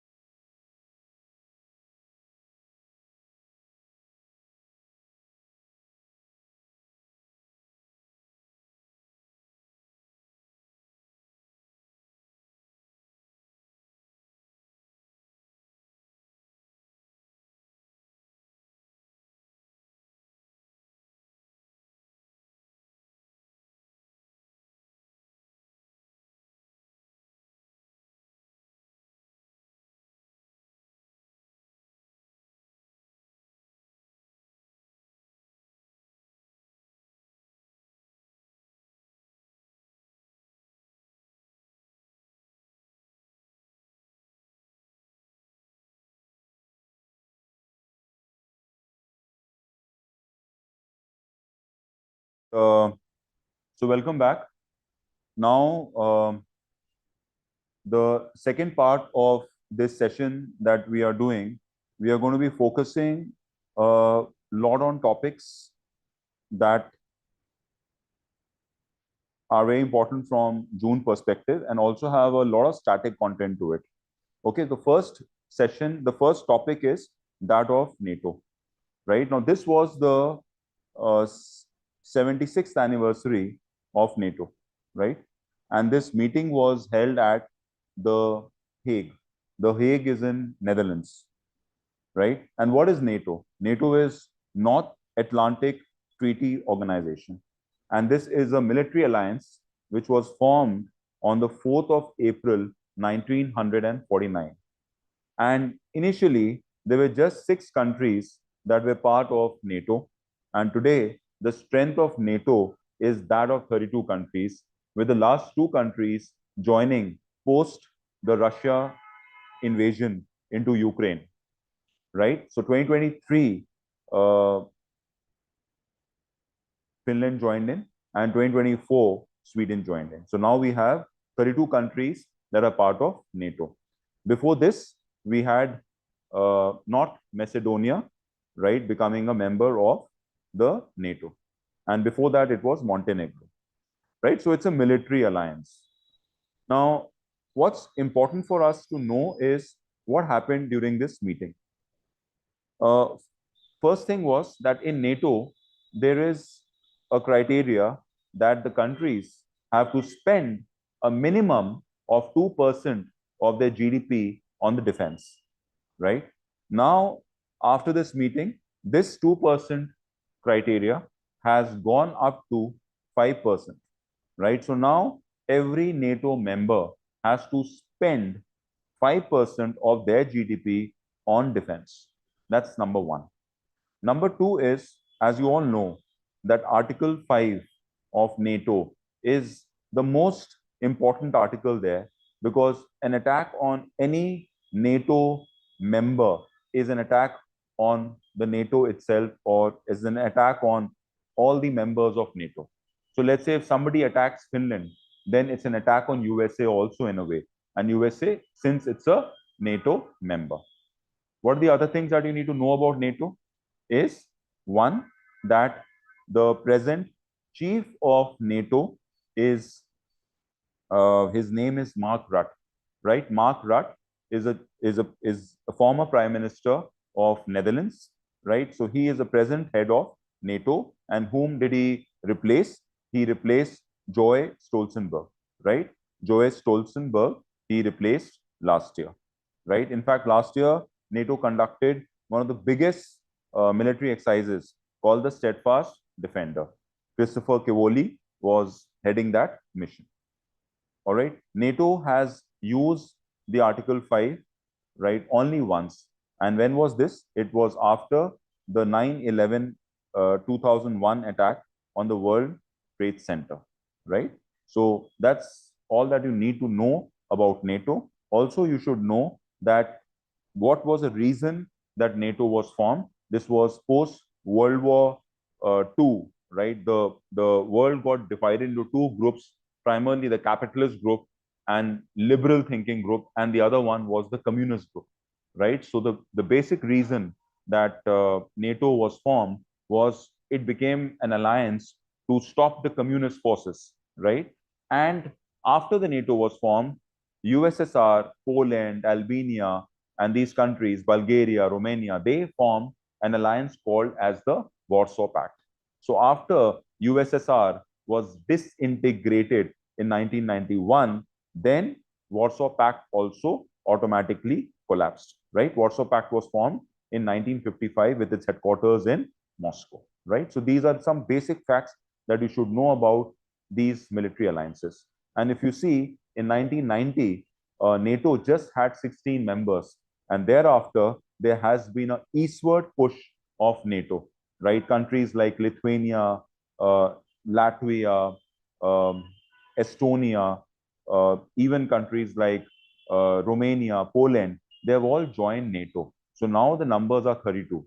And post Ukraine, you see Finland it shares a border with Russia, has also joined. And also Sweden, it shares a short border with Russia, has also joined.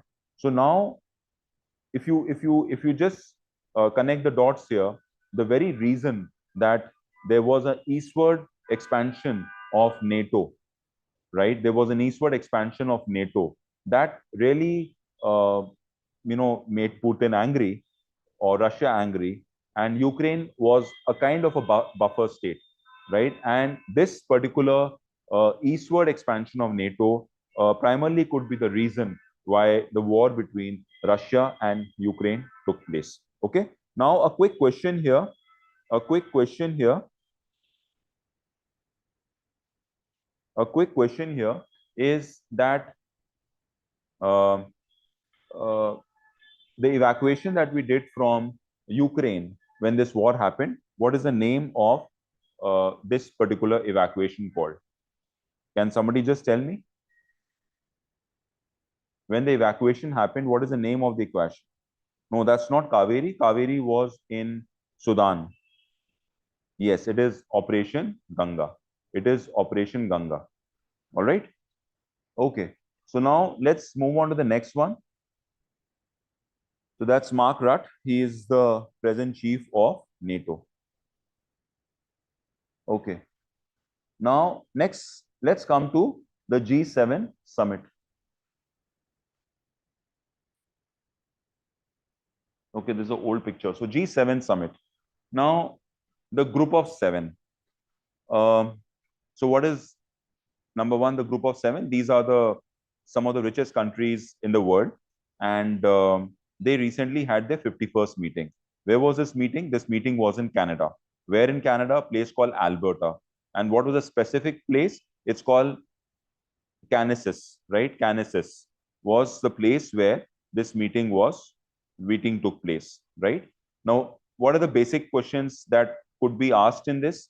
Number one, what is NATO? What is G7? It's a group of seven, and primarily it was a group of six, and this was formed in the year 1975, right? And they had the first meeting in France, and this was initially a G6. Now, in G6, the countries that were there were USA, it was Italy, it was Germany, it was Japan, it was UK and France, right? The following year, uh, France also joined and it became a G7 country. What was the reason that G7 was formed? The reason that G7 was formed that it was the OPEC-led stagflation that happened in these countries. So what is OPEC? OPEC is the oil-producing countries. And which year did it happen? This happened in 1973 when there was an oil shock.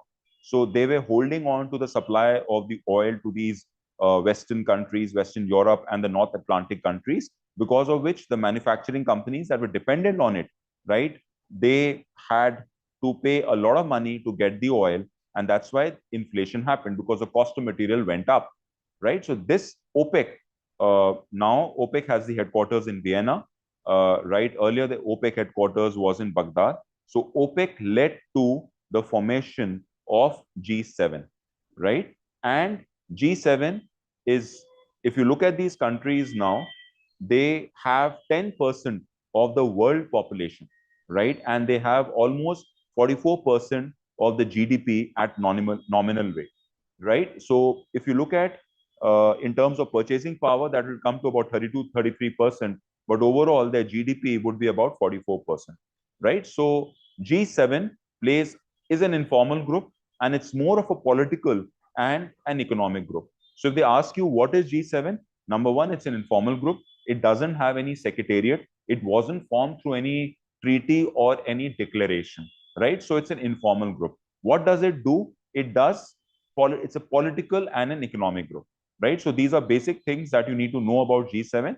And yes, last year, the 50th summit took place in Italy at a place called Fasano, right? The first meeting took place in France at a place called as Rambouillet, right? So these are some basic things, and Canada wasn't part of it, right? Now, also, I mean, this is not a very important thing, but I'll just tell you here that the inception of G7 took place in the year 1973.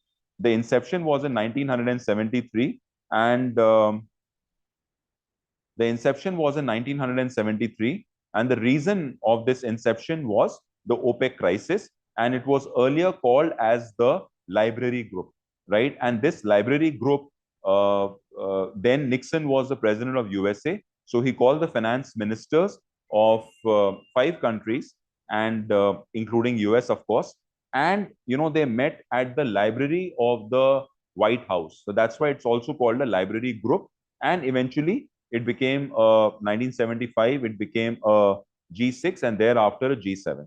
Now, an important event happened in 1997. Russia joined the G7, and this became a G8, right? After Russia annexed Crimea,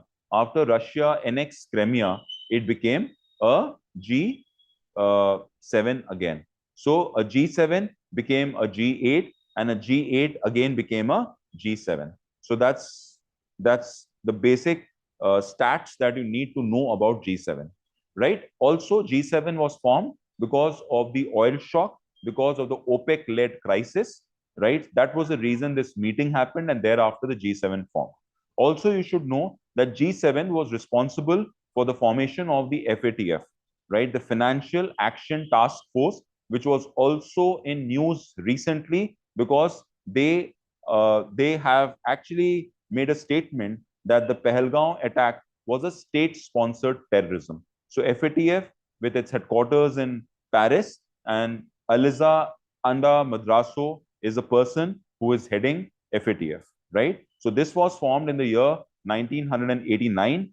India joined this group in the year 2010, and this now has some 40 countries.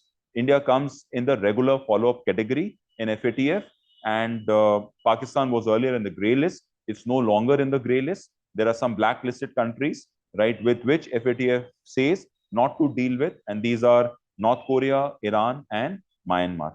Okay, so know about these basic facts about FATF. It becomes a very important body. Earlier, it was just about money laundering. Now, FATF is also, one more thing is added to it is the terror financing. So, money laundering plus terror financing is what FATF looks into. Okay, so G7 was responsible for the formation of FATF.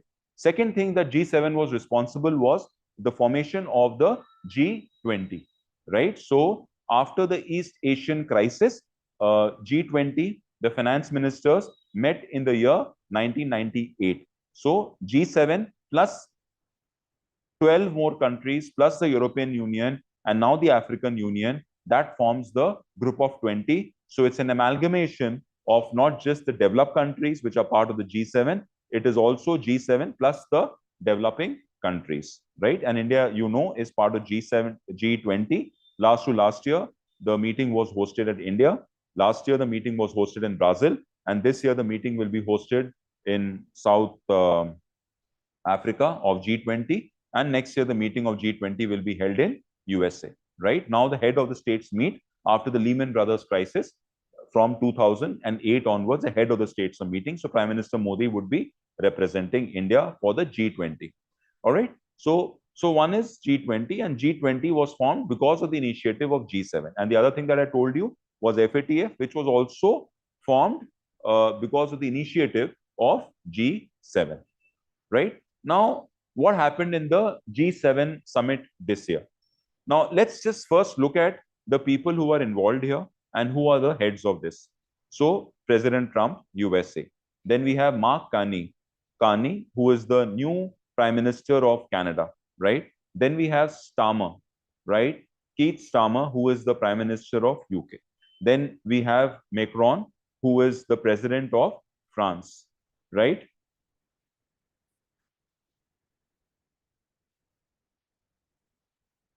President of France. Italy, we have Giorgia Meloni, and Japan, we have Ishiba, right?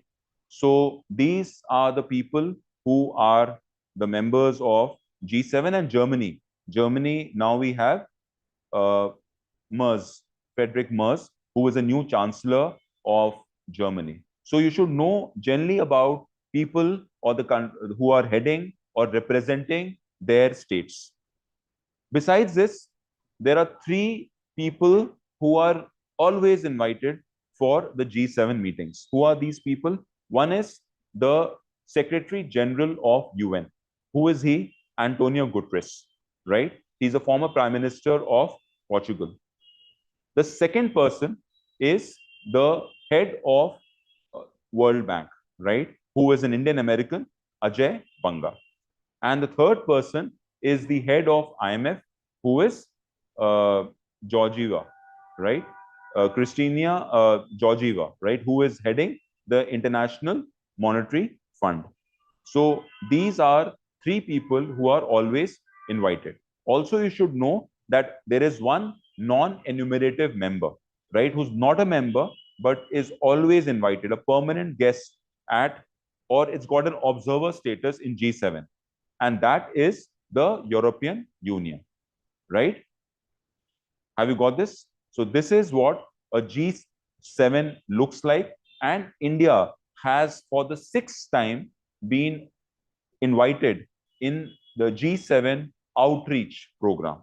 So this is the sixth time consecutively. So you can ask this, you can be asked this question. India has been invited sixth time for the outreach program. Okay. The other thing we need to know here is what happened in the G7 meeting. Now, in the G7 meeting, they've discussed about wildfire, how to manage that. They've discussed about artificial intelligence, right? They've discussed about immigration and illegal migration that's happening. Fourth, they have discussed about is the infrastructure projects, and especially related to IMEC, Lobito corridor and Luhansk corridor. When we discuss about IMEC, it is nothing but India, Middle East, Europe economic corridor, which holds very important value to us because we are trying to connect the Jawahar port, Bombay, Mumbai, to Jabal Ali port in UAE, to the Haifa port in Israel, to Greece, and then to France. So the India-Middle East economic corridor becomes very important, right? Similarly, the Lobito corridor is connecting the Angola with DRC. With a little bit of infrastructure development, it crosses across Zambia. So these are three countries that are involved there. Angola, right, with DRC, with Congo, and Zambia. And the third one is the biggest island and the mostly populated island of Philippines, which is called as Luzon. So these are three developments that, this PG2 initiative, it's called, and this has been going on for the last couple of years. In fact, at the last year's meeting also, this PG2 economic corridor was discussed. Okay, so if you're asked this question as to what are the key initiatives of the G7 meeting that happened this time, one was definitely the artificial intelligence. The second one was wildfire. The third one was the infrastructure development, and fourth one would be the illegal migration that's happening. So these are some of the core issues that have been discussed this time. Okay.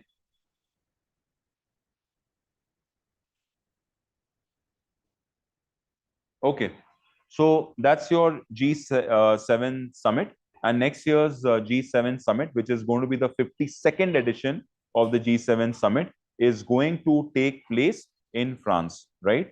The place is called as Evian. The place is Evian in France, where the next meeting of G7 is going to take place.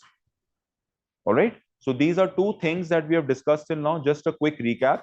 We have discussed about NATO. The meeting happened at The Hague. They've increased the defense budget. As countries' GDP, it has increased from 2% to 5%.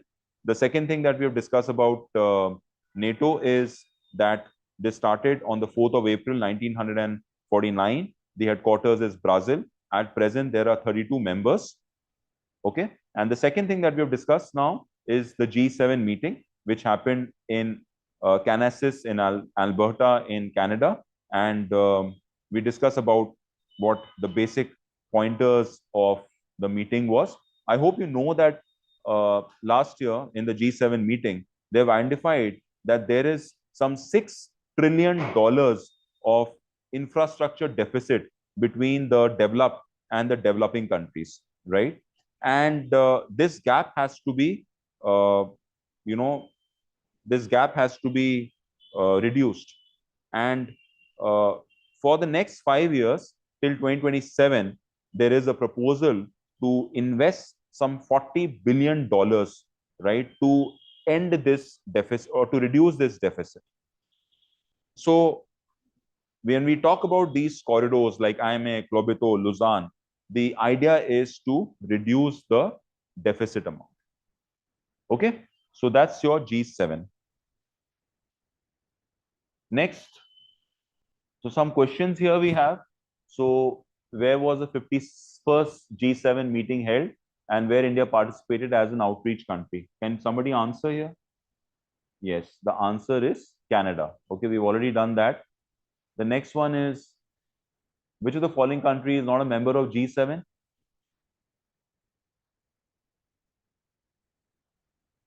Okay, China is, yeah, not a member of G7. Any other question here? Yes. The G7 summit was originally formed during 1970s primarily to address, absolutely, it is the energy crisis and economic coordination. Energy crisis and economic coordination, right?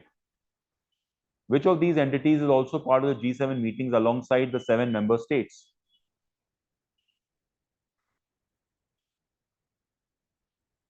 Yes. So European Union is part of it. Now, can somebody just tell me who from European Union is invited? Who from European Union is invited?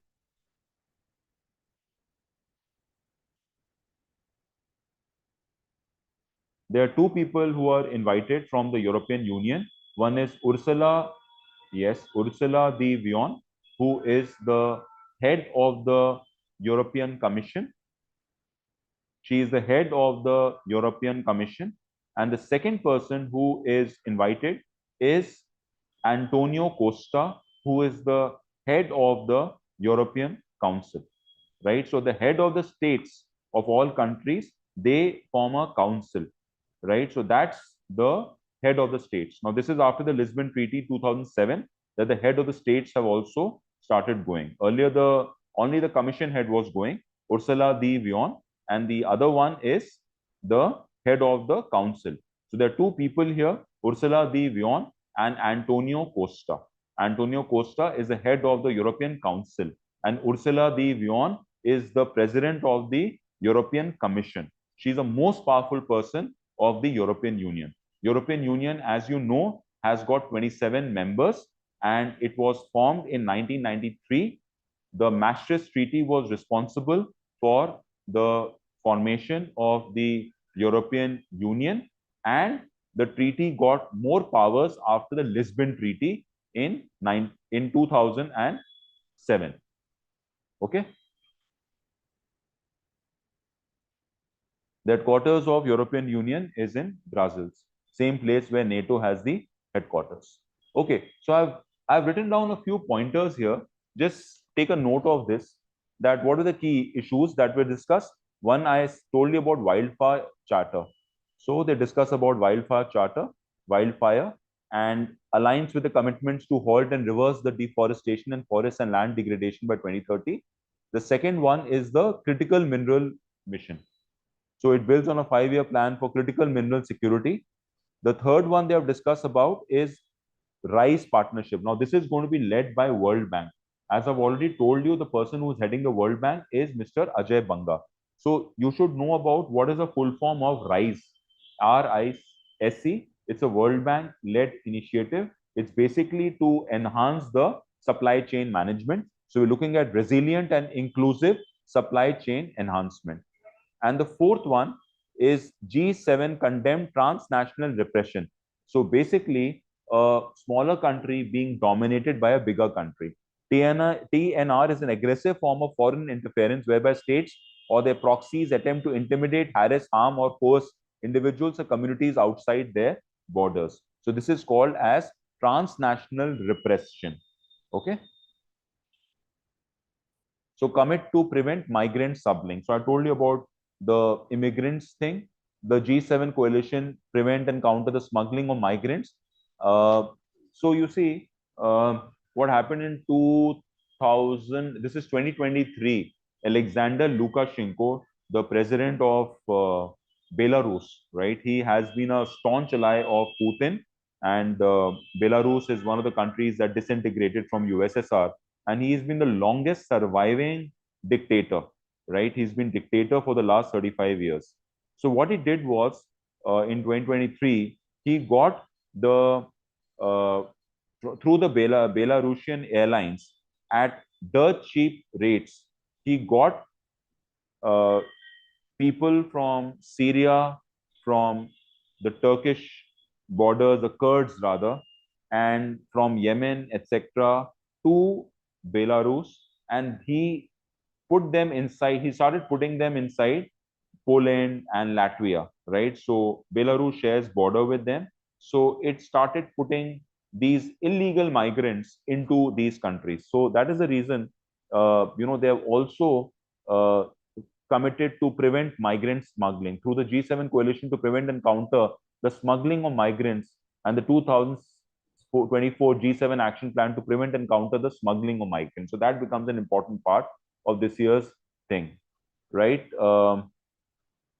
Then I think if there's anything else that you have to do here, I think it's pretty sorted now. Okay, chalo आगे बढ़ते हैं हम लोग. So that we have already told you G7, G8, and G20. I have already given you the background for this. There is a rotating presidency. The European Union will never get the presidency because it's a non-enumerative member. Okay. Okay. Now coming to the next one is Ramsar. So what was in news is that India has added 2 Ramsar sites now. So I've given basically a just a sketch here of the various Ramsar sites that we have in India. So now we have 21 sites in India. Ramsar Convention took place, the first one, on the 2nd of February 1971. Now this place, Ramsar, is in the north of Iran, right, north of Iran and along the Caspian Sea. This is where the first meeting of Ramsar took place. And thereafter, countries started joining the Ramsar Convention. Now, the headquarters of this Ramsar Convention is in a place called Gland. Gland is the same place where you have the IUCN headquarters. IUCN is International Union for Conservation of Nature. So now in India, we have 91 sites. What happened recently was 2 sites in Rajasthan have been added. So one is Khichen and the other one is Mannar. So these are 2 sites that have come in Rajasthan. So as you see there, Rajasthan now has 4 sites. One is the first site that became part of Ramsar when India joined the Ramsar Convention on the 1st of February 1972. One is the Kaledio, right? One is Kaledio or the Bharatpur Bird Sanctuary, right, which is in Rajasthan. And it is just a 2 hours drive from Delhi. The second one is the Chilka Lake. So these were the first 2 sites from India. And if you look at Rajasthan, so we have Kaledio, we have Sambar Lake, and now these 2 sites, which is Khichen, and the 4th one is Mannar. So there are 4 sites from Rajasthan which are part of the Ramsar sites in India. So total we have 91 sites, and the maximum sites that we have is in Tamil Nadu. So Tamil Nadu, if you see, Tamil Nadu has got 20 sites, and the second highest is Uttar Pradesh, right? The second highest is Uttar Pradesh with 10. The country that's got highest number of Ramsar sites is UK with 176 sites, and the second highest is Mexico with 144 sites. The first place to become a Ramsar site is the Kubo Peninsula in Australia. right? Coburg Peninsula in Australia. Okay, some more facts about it. Sundarbans in Bengal is the largest Ramsar site in India.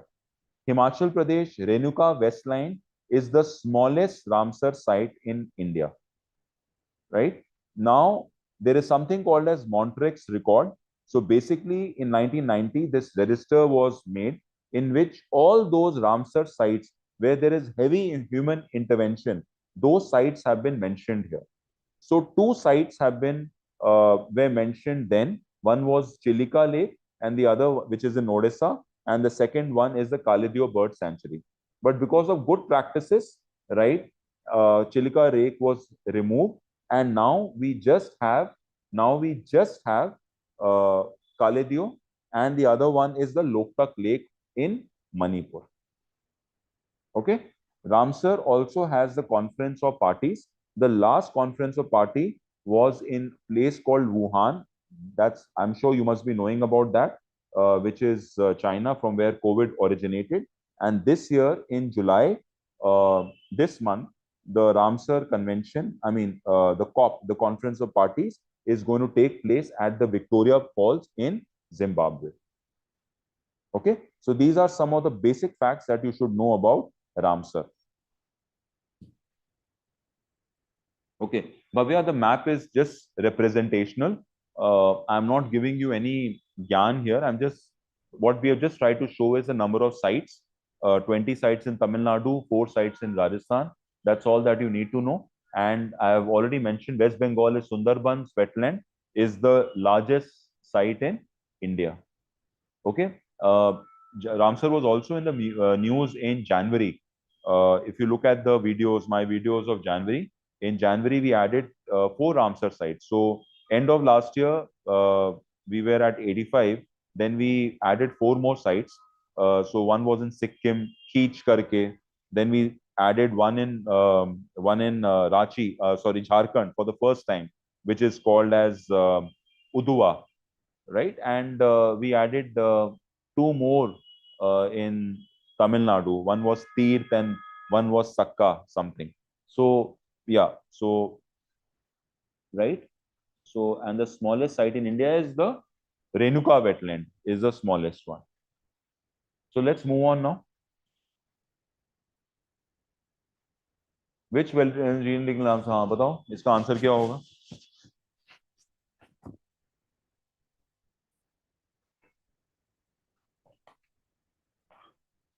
What is the answer to question number 5? Robert? Which wetlands were recently declared Ramsar sites? India. Yes. And both of them are in Rajasthan. Both of them in Rajasthan, Khichar and Manor. Okay. Oh shit. Have a look at it. I know I typed the answer, but it's okay.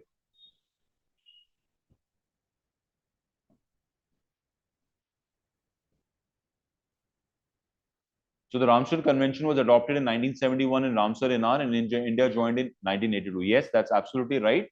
This was 2nd of February, 1971, and that is why it is called as a World Wetland Day. Quick question for you: what was the theme of this year's World Wetland Day? What was the theme of this year's World Wetland Day? And India joined on the 1st of February 1982. Absolutely right. Kalidio and Loktak Lake, okay, Montrex record. और ये Montrex record कब बना था? 1990 में. Chilka Lake was removed from Montrex record in 2002. Absolutely right. Why? Because this was removed because of excellent wetland conservation practices. Yes, you got it right, Grishima. Protecting wetlands for a common future. The cheat word here is common future. Remember that. Okay, if you see that common word in the option, that's your answer. The 4th one, Montrex record lists wetlands with exceptional biodiversity. No, it is not with exceptional biodiversity free from human impact. These are wetlands where there is huge human impact because the wetlands are getting destroyed. Therefore, 4th one is opposite to what it actually means. Therefore, fourth one is wrong here. Okay.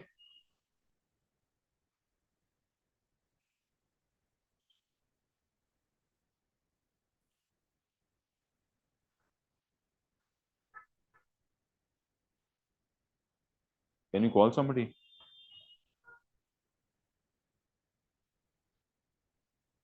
Yes. Answer this.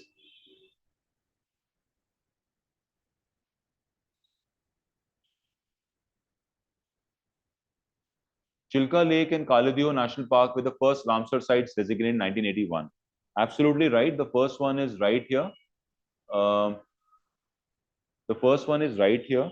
In fact, India joined this convention in 1982, 1st of February, but these became Ramsar sites in 1981. So first one is absolutely right. The second one, Maharashtra has highest number of Ramsar sites. No, it is Tamil Nadu which has got highest number of Ramsar sites in India. Loktak and Vimaband were the first designated Ramsar sites in 1981. No, the answer is Chilka and Kaledeo again. And the fourth one is Rajasthan currently has the highest number of Ramsar sites. No, Tamil Nadu has the highest number. Rajasthan just has 4. Okay, Rajasthan just has 4. It is A. So these are some specifics about what is a wetland, what is Ramsar Convention, and what is Kitchen. Is famous for hosting thousands of migratory birds, cranes especially. Manor is recognized for community-led bird conservation efforts. Okay, so this is a little specifics about it, and these are the places where you would find it. Not very important though. आगे बढ़ते हैं. The Montreux record is a threatened list. Kaladeo National Park, Rajasthan, 1990. Okay. Um, and it is also a UNESCO World Heritage Site. So this has been removed, like we asked this in one of the questions. Chilka Lake has been removed now, 2002. Okay, and it became, it was included in the Montreux record in 1993, but was removed in 2002. And Loktak Lake, the largest freshwater lake in Northeast India. Okay, so we have given the basics here. First Ramsar sites in India, state with highest, and all that. And this comes under the Ministry of Environment. Now, the quick question is, who is the Minister for Environment? Who is the Minister for Environment? Bhupender Yadav. Bhupender Yadav is the Minister for Environment. Chalo. Next, let's look at, there was this Shanghai Cooperation Organization, the defense officers, defense ministers meeting. So Rajnath Singh had represented India, and this was this took place in Qingdao in China, right? And that's where the Shanghai Cooperation meeting is going to take place this year. Now, what is SCO? Let's have a discussion about SCO now. So these are the people who are part of the defense of the SCO meeting, and this was probably this was last year. This is a last year's picture because this year's SCO meeting is yet to take place. So let me just give you a little specifics about the Shanghai Cooperation Organization. The precursor to this organization is called as Shanghai 5. The precursor to this organization is called as Shanghai 5. And Shanghai 5 was 1996, where you primarily had 5 countries which were part of Shanghai 5. And this is more of a strategic group, more of a strategic group. So the countries that were involved in Shanghai 5 were Russia, China, Tajikistan, Kyrgyzstan, and Kazakhstan. Then in the year 2001, Uzbekistan joined. And this name changed from Shanghai 5 to SCO, Shanghai Cooperation Organization, with its headquarters in Beijing. In 2004, they included one more organization which is part of the SCO called RATS. My quick question here is, what is the full form of RATS? What is the full form of RATS? Okay, quickly tell me. What is the full form of RATS if somebody knows it? Regional? Yes, absolutely. Anti-terrorist structure. Regional anti-terrorist structure. The headquarters of this is in which country? Where is the headquarters of RATS? This was formed in 2004. Where is the headquarters of RATS? Yes, it is Tashkent. Absolutely, it is Tashkent, which is the capital of which country? Tashkent is the capital of which country? Quickly, Uzbekistan. Yes. So it's the capital of Uzbekistan. So RATS was included, and as the name suggests, it is basically uh, it is basically uh, it is basically an anti-terrorist thing. Okay. Now, let's look at. इसको पीछे कर लो एक second just बस thank you thanks.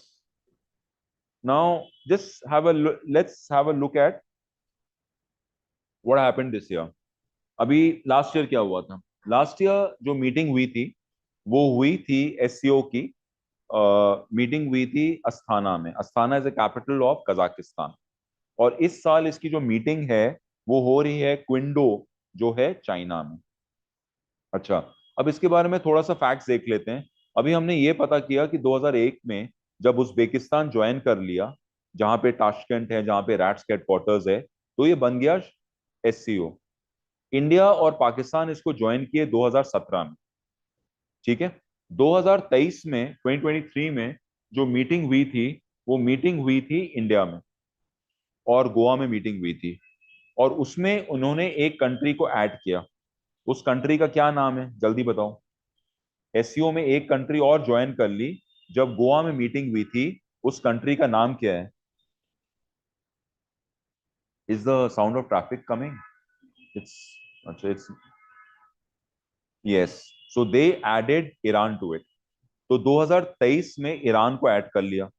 और पिछले साल 2024 में last year 2024 में जो मीटिंग अस्थाना कजाकिस्तान में हुई, they added one more country to it and that is जहां का प्रेसिडेंट है अलेक्जेंडर लुकाशेंको. और तस्वीर में भी है, he is the world's, I would say the best dictator. This is Alexander Lukashenko, right? So he was added last year, and so this is longest serving dictator, and this is Belarus. So last year they added Belarus. So now you have how many countries? You have India, China, Uzbekistan, Tajikistan, Kyrgyzstan, and you have India, Pakistan, Iran, and Belarus. So now you have, I'm missing one, I think. India, China, Uzbekistan, Tajikistan, Kazakhstan, Kyrgyzstan, then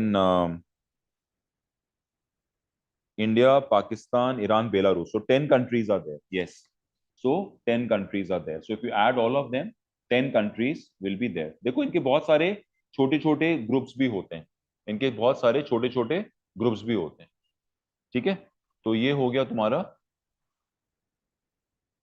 Oh God, what's happening? Wait.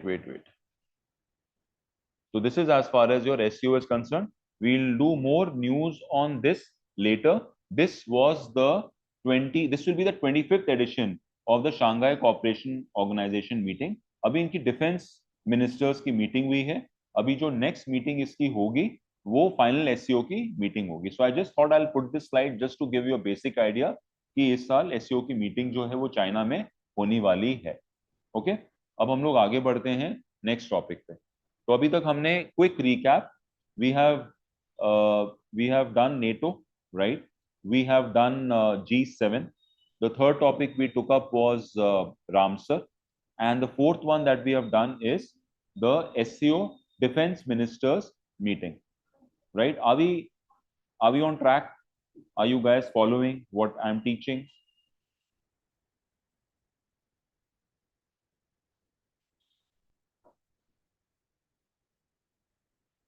Okay, somebody just asked me previously, I'm just going through it, that NATO ke initially there were some 10 members, somebody has mentioned here. Can somebody just check here? When NATO was formed initially, there were 6 members, according to me. But please have a look once. I want you to have a look once. Now they are 32. 1990 they were 16. But just do a quick check when NATO was formed, because as far as I remember, it was West Germany. It was West Germany joined later, so it was UK. It was France. Okay, have you checked it, Dhruvi? All right. So NATO had 12 founding members. All right. Okay. Cool. So NATO had 12. My bad. NATO had 12 founding members. No, Russia is not part of G7 anymore. So NATO had 12 founding members, and now it is 32. So see, NATO was formed on the 4th of April 1949, and from there till 1990, it had 16 members. Warsaw Pact, which was in 1955, then that had only 8 countries as part of it. So Poland, Russia, Belarus, Albania, Romania. So some of the countries which were part of the Warsaw Pact, right? Just check Warsaw Pact had how many countries. Okay. So we had Belgium, Canada, Denmark, France, Iceland. Okay, all right, cool. Also check Warsaw Pact had how many countries initially? 1955. One is Russia, one is Poland, one is Albania, one is Romania, one is Bulgaria, and I'm missing on 3 actually. I'm missing on 3. So there were 8 countries, not able to recall the other 3. Hungary, absolutely. What else? 6. There are 2 more to go. Czechoslovakia, absolutely. And one more I'm missing is Bulgaria, I've said. East Germany, absolutely. East Germany, yes. So you see, West Germany was divided into 2 parts post World War II. One was the West Germany and the one was East Germany. So that's a pretty interesting thing. Even if you see when G7 was formed and Germany was part of it in 1975, so it was actually West Germany, right? It was actually West Germany. And then the integration took place after 1990 when the Berlin Wall collapsed. Okay, so जब वो Berlin Wall collapse किया, उसके बाद जाकर के वो Germany कहलाया गया. और ऐसे भी यूएसएसआर उसी समय वो भी खत्म हुआ. तो after the collapse of USSR and subsequently East Germany, तो वो दोनों अलाइन करके बर्लिन वॉल को कोलैप्स हुआ, and then it finally became Germany. So if somebody asks you G7 का, and it's a technical question, G7 के initial member कौन थे, तो it was West Germany. It was, I mean, you say Germany, but it was actually West Germany. Okay, and East Germany was part of the Warsaw Pact. See, it's so interesting, right? आगे बढ़ते हैं. So now the next one is the French Open. So this was the month of June. Now the Wimbledon has also happened, and Sinner has got his revenge, and so this was his second Grand Slam title for this year. Jannik Sinner, the Wimbledon that just concluded, and Iga Swiatek from Poland, she won the Wimbledon. So coming to the French Open, this is the second Grand Slam of the season, and as you see in the picture, the men's Grand Slam went to whom, and he is from which country? The men's Grand Slam went to whom, and he is from which country? Yes, absolutely, Vamika. Yes, absolutely. So Carlos Alcaraz, he is from Spain, same country from where Rafael Nadal is. Nadal has won 22 Grand Slams, and he has won 14 in the 14 French Open Grand Slams, right? And he is the person who has won highest number of Grand Slam till date, 14. I mean, French Open Grand Slam. So French Open, he has won 14. Overall, he has won 22. And that's Coco Gauff, right? The second person is Coco Gauff. She is from United States of America. So these are the winners for this year. What is the static that you need to know as far as the French Open is concerned? Well, French Open is the third Grand Slam that started. The first Grand Slam that started was Wimbledon. This was in 1977. This is played on the grass court. The second Grand Slam that started was US Open, which is played at the Flushing Meadows. Now Wimbledon is over. The last tournament that's left is the US Open. So Flushing Meadows is a place in New York. And the third Grand Slam to start was the French Open, which was 1891. This is played on the clay court. This is played on the clay court, right? And and yes, the person who has won maximum number of French Open is Rafael Nadal, who has won 14. And in women, the person who has won maximum number of French Open is Chris Evert. She has won 7 titles, and this is followed by Steffi Graf, who has won 6. Okay. Quick question: amongst the men, who has won the maximum number of Grand Slams tournaments amongst the men? Isn't the first one? No, Coco Gauff is not Wimbledon. Wimbledon was won by Iga Swiatek. Who has won the maximum number of Grand Slam? No, it's not Roger Federer. Yes, Satakshi, you got it right. It is Novak Djokovic. Novak Djokovic has won 24 Grand Slam. He's still hunting for his 25th Grand Slam.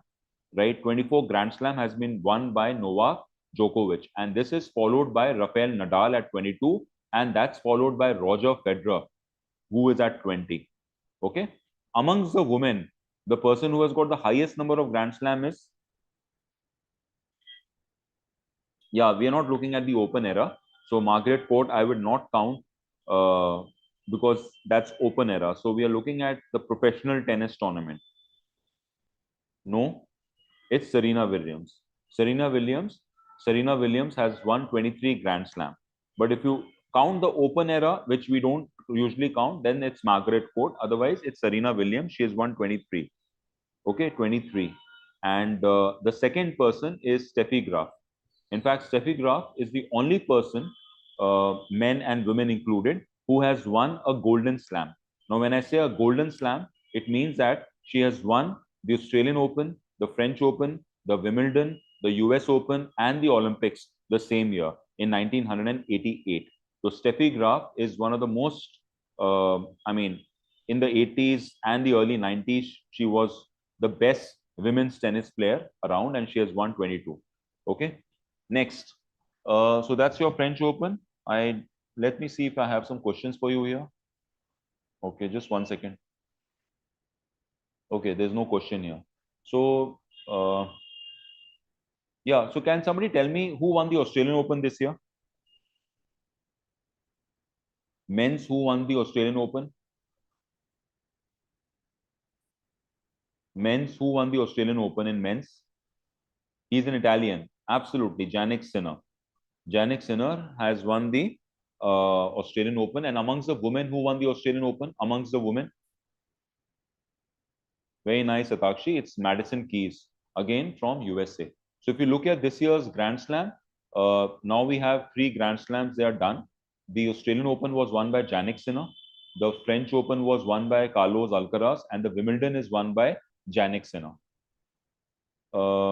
In the women's section, the Australian Open was won by Madison Keys from USA. Then again, Coco Gauff from USA won the French Open, and Wimbledon was won by the world rank number 1 Iga Swiatek. Okay, चलो आगे बढ़ते हैं अब हम लोग. Now let's come to, now before I do this,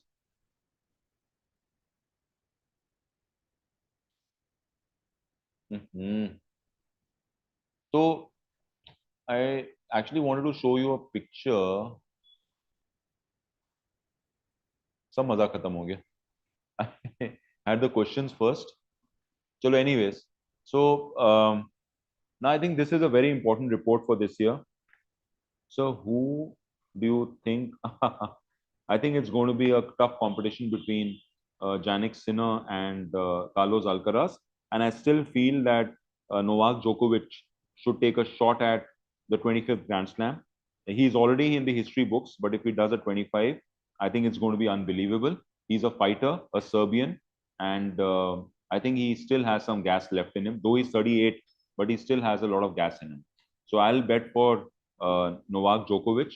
But yes, in terms of the fitness and the kind of games that Carlos Alcaraz and Jannik Sinner is playing, he really has to put in a lot of effort. And Novak Djokovic is known for doing that. So you never know, he can always come back and win one more Grand Slam. And that's what I'm hoping that he does. And he ends with a 25. Okay. So let's come to the gender gap index. Now, if you look at the gender gap index, this gender gap index, अब तुम इसको आप हिंदी में ही देखो क्या gap है main और women के बीच में. Now here we are talking about the sustainable development goal number 5, right? Gender inequality. तो gender inequality एसडीजी नंबर 5 हुआ. अब ये जो इंडेक्स है, ये किसका इंडेक्स है? ये वर्ल्ड इकोनॉमिक फोरम का इंडेक्स है. तो हम दो तीन चीज अब देखेंगे और थोड़ा एनालिसिस भी करेंगे इस जेंडर गैप इंडेक्स का. तो जेंडर गैप इंडेक्स में रैंक जो फर्स्ट रैंक आया है वो आया है आइसलैंड का. ठीक है, वो रैंक आया है आइसलैंड का. जो फर्स्ट इज आइसलैंड है. The second here first rank is Iceland. India का जो रैंक है वो इंपॉर्टेंट हो जाता है. तो इंडिया का रैंक इसमें हो गया 131st, right? And our neighbor Pakistan is at 148. So the last rank is of Pakistan. तो पहली चीज तो ये देख लो कि हमारे तीन रैंक्स हमें पता होना चाहिए इसमें. फर्स्ट रैंक किसका है? आइसलैंड का. सेकंड वन इंडिया का रैंक क्या है? 131 है. और लास्ट रैंक किसका है? पाकिस्तान का. ठीक है, ये जेंडर गैप इंडेक्स क्या क्या चीजों को देखता है? ये बेसिकली चार चीजों को देखता है. एक तुम्हारा हो गया पॉलिटिकल एम्पावरमेंट, जिसमें इंडिया सबसे पीछे है. दूसरा होता है इकोनॉमिक पार्टिसिपेशन, नौकरी वोकरी एज कंपेयर टू मैन. तो उसमें हम लोग थर्ड पोजीशन में है, मतलब इन टर्म्स ऑफ ओवरऑल चीज में देखा जाए. लास्ट हम लोग का पॉलिटिकल एम्पावरमेंट है, फिर हम इकोनॉमिक पार्टिसिपेशन होता है. और इन ये लास्ट की जो जो पहली की दो चीजें हैं इसमें एक हो गया एजुकेशन अटेनमेंट जिसमें हमारा हाईएस्ट है, और उसको क्लोजली फॉलो करता है health.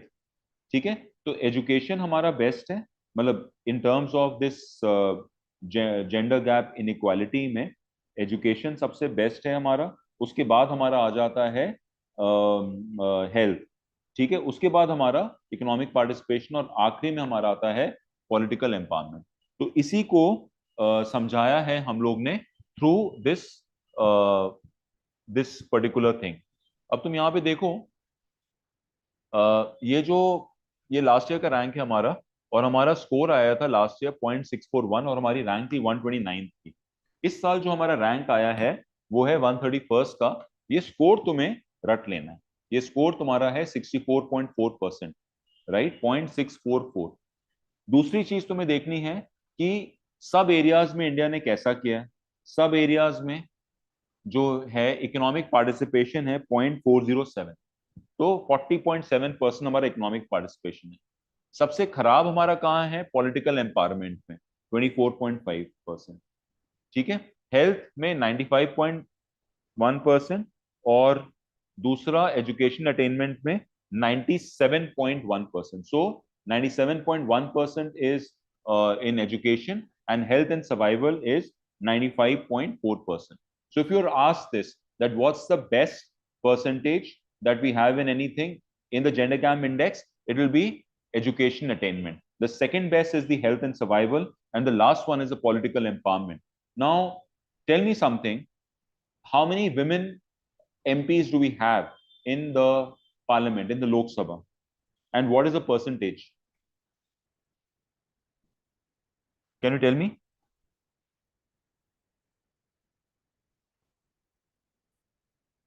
How many women MPs do we have? No, that's wrong. No, that's wrong. So out of 543 in the Lok Sabha, we have 74 women MPs, right? We have 74 women MPs. That comes to 13.6% something. So we have explained this through the other. So this is a good DI set for you. In fact, if you're supposed to interpret it, education 97.1, health is 95.4, politics. So it takes care of everything, not just the member of parliaments here. Is 24.5%, and the best here is economy, right? The economic participation. Okay. If you look at the overall performance, South Asia's performance, Bhutan is at 119. So, and Nepal is 125. This is just for understanding. You don't have to mug it up. Sri Lanka is 130. Bangladesh has got the best rank in the Asian region. I mean, the South Asian region. So Bangladesh is at 24. So Bangladesh is at 74. Other, no, it is 74. So it is at 24.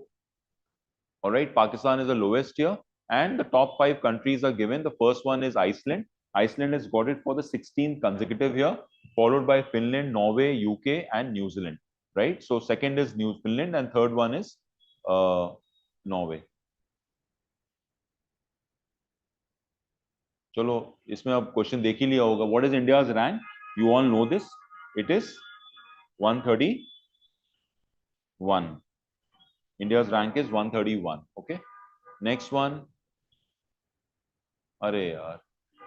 Who issues the Global Gender Gap Index? It is issued by the World Economic Forum. Okay. World Economic Forum was formed in the year 1971. The chairman of the World Economic Forum is Klaus Schwab, who has recently retired. And as a chairman of World Economic Forum, now they have an interim chairman right now. They have not appointed a full-time chairman. And the headquarters of WEF is in a place called Cologne, which is in Switzerland. And they do their annual meeting at Davos, DAVOS.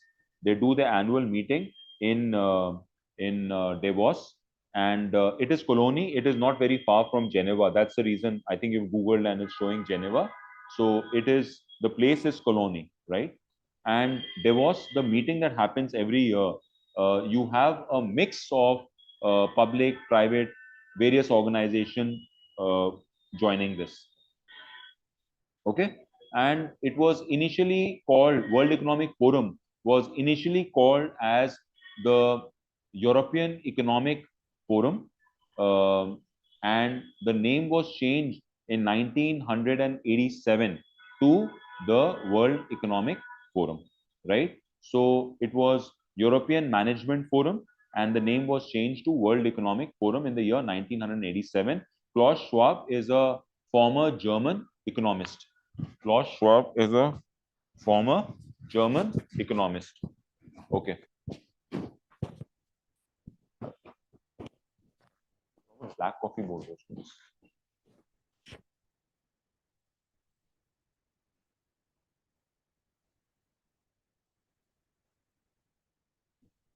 Which of the following countries rank among the top 5 in the Global Gender Gap Index? Now, this we already know. Iceland is ranked number 1, and no problem.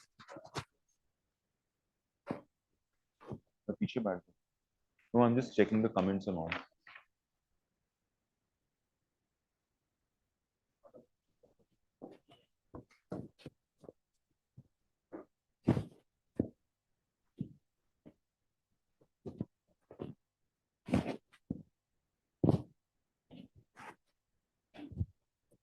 अभी बंद किया हुआ है. ठीक है, okay, thanks. ठीक है, that's okay. Yeah, so for 16 consecutive here, it is Iceland. All right.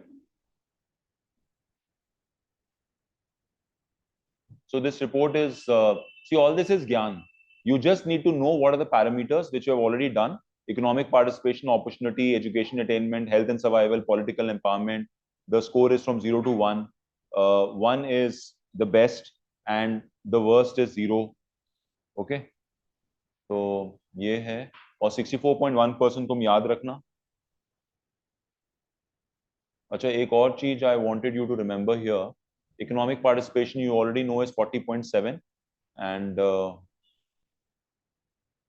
this I've pulled in the data across 131st. Is anything else? Second country is Finland, third is Norway, fourth is UK. UK has done pretty well here. Okay, so you've done Sustainable Development Goal data with Ananya ma'am, right? SDG index is done. You've done the SDG index. Can I get a response here? You've done the SDG index. Yes. So quick check. Which country has got rank 1 in SDG index? Which country has got rank 1? It's got, yes. Finland has got rank 1 in the SDG index with a score of 87. And India has got a rank of 99. India has got a rank of 99. And if you look at India, India has got a score of 67. India has got a score of 67. So we're looking at the Sustainable Development Goal 2030. This was decided in COP21 in 2015. So we're talking about those 17 Sustainable Development Goals. You should know about all the SDGs. Ananya ma'am must have shown you that picture. Okay, next one. Okay, are you guys comfortable? Is there anything that you want me to change? Are you guys comfortable? Is there something that you want me to do?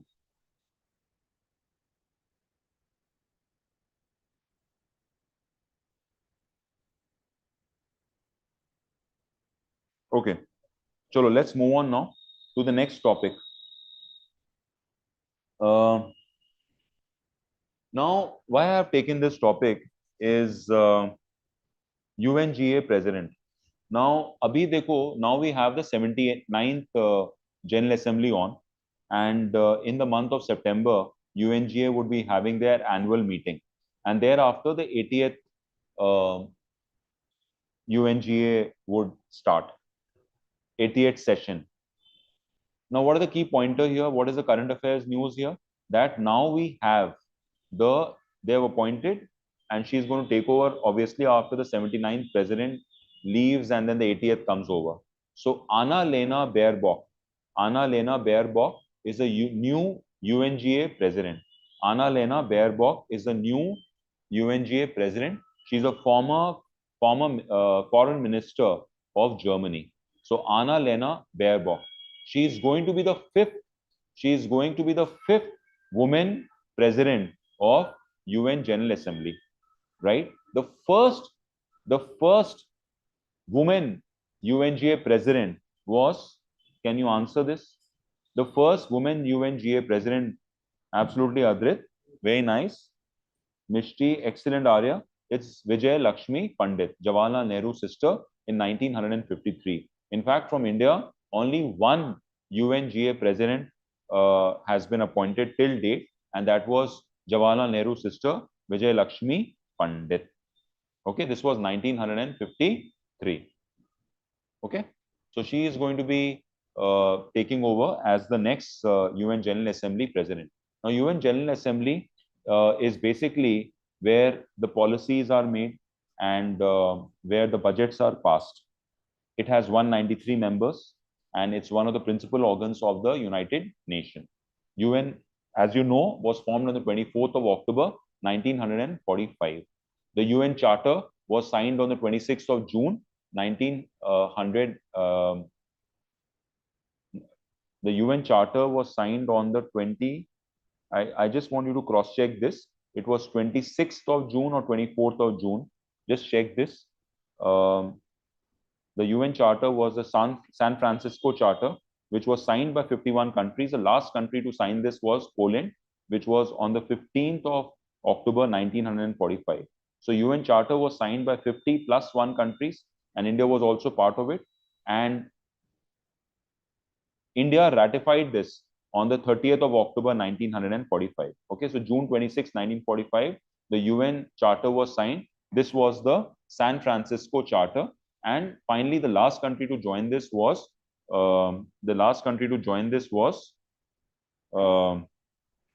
Poland.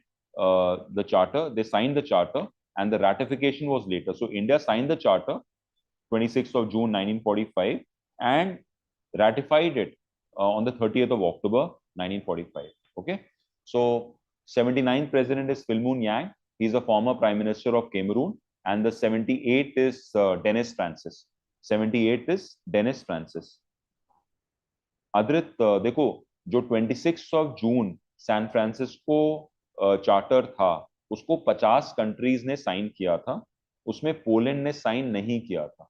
Poland ने आखिरी में जाके 15 अक्टूबर को sign किया. अगर एक question आता है तो तुम 51 कहोगे, और ये डेट था 26 ऑफ जून, बट पोलैंड ने साइन किया बाद में, which is 15th of October, correct.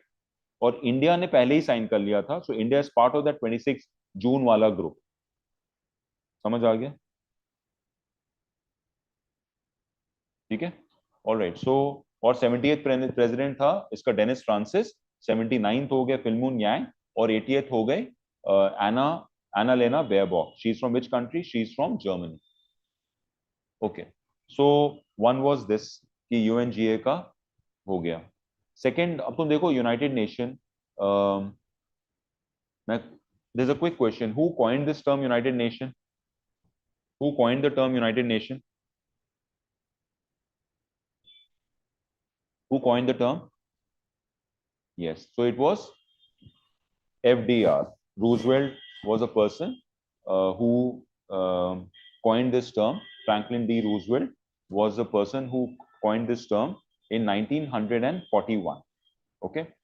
And UN के जो प्रिंसिपल ऑर्गन्स हैं उसके बारे में इस बार न्यूज में बहुत कुछ रहा. एक तो हो गया हमारे 80th president of the UN general assembly. The second thing that we need to know here is ECOSOC. Abhi ECOSOC was also in the news. It is also one of the principal organs of UN. So you know there are 6 organs of UN. One is the United Nations General Assembly. One is the Security Council. The third one is the Secretariat. The fourth one is the Trusteeship Council, which is under suspension right now. And the fifth one is the ECOSOC. And the sixth one is the International Court of Justice. Right now, ECOSOC was in news. ECOSOC why in news? Because 18 members को elect किया है. कौन election करता है? UN general assembly elect करता है. और इन 18 members में India is one of them now. So India has got a 3-year term. तो 54 मेंबर्स की टीम बनती है और 18 लोग को इस बार सेलेक्ट किया गया है. ठीक है, जिसमें India is also one of the members.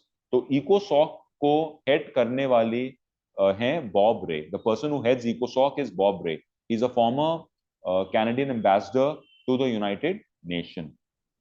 Okay, so ये तुम्हारे हो गए ECOSOC. और ECOSOC के अंदर ही UN की 15 स्पेशलाइज्ड एजेंसीज आती हैं. UN की 15 स्पेशलाइज्ड एजेंसीज आती हैं ECOSOC के अंदर. So what was in news is ECOSOC, India has been elected as a member in ECOSOC. This is a 3-year term. So 18, 54 members का एक ग्रुप बनता है. Okay. So Annalena Baerbock, India has become a member of Economic and the Social Council. The third thing is Security Council. Now new members have been elected in the Security Council. Now this membership is for 2 years. This membership is for 2 years. Now if you look at this, UN Security Council has got 15 members. And Security Council has got P5, right? The permanent 5, which is you have Russia, you have China, you have UK, you have France, you have UK. So these permanent 5 are there. And then can you just tell me what were the non-permanent members? How many non-permanent members were there initially? How many non-permanent members were there initially? How many non-permanent members were there initially? Yes. So it was 5 plus 6, right? It was 5 plus 6. And thereafter, 1964 से इसको change करके कर दिया 5 plus 10. So remember this. So there was a transition that happened. Earlier, there were 6 members who were non-permanent, and this increased to 10. Okay? This increased to 10. So this is what you should know. What was in news is that 5 new countries will be joining as the non-permanent members of the UN Security Council. You should know the name of these countries. So one is, for the first time, Latvia, which is one of the countries, in the Baltics. So Baltic Sea ke right mein hai, you have Estonia, Latvia, Lithuania. So Latvia has become member for the first time. Then you have Liberia. Liberia was also in the news because it's become the member of the international Big Cat Alliance, right? Liberia. Then we have DRC, Congo, right? DRC has also become a member. Then we have Bahrain. So one from the Middle East has become a member. And then we have Colombia. So these are the 5 countries that have become members of the United Nations Security Council as non-permanent members. Even last year, if you look at it, last year, 5 members were added. So next year, तो group of 10 होगा, उसमें क्या क्या members होंगे, तो last year क्या members add हुए थे वो एक बार उसको भी देख लेते हैं.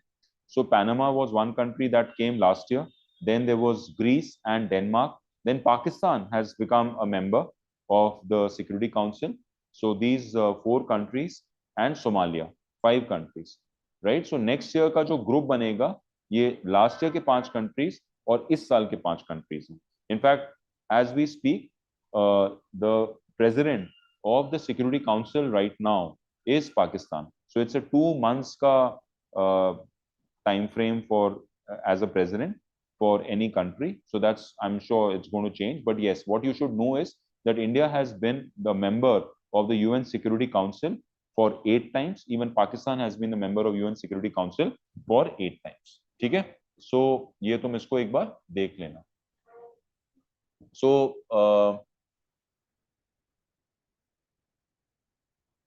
right.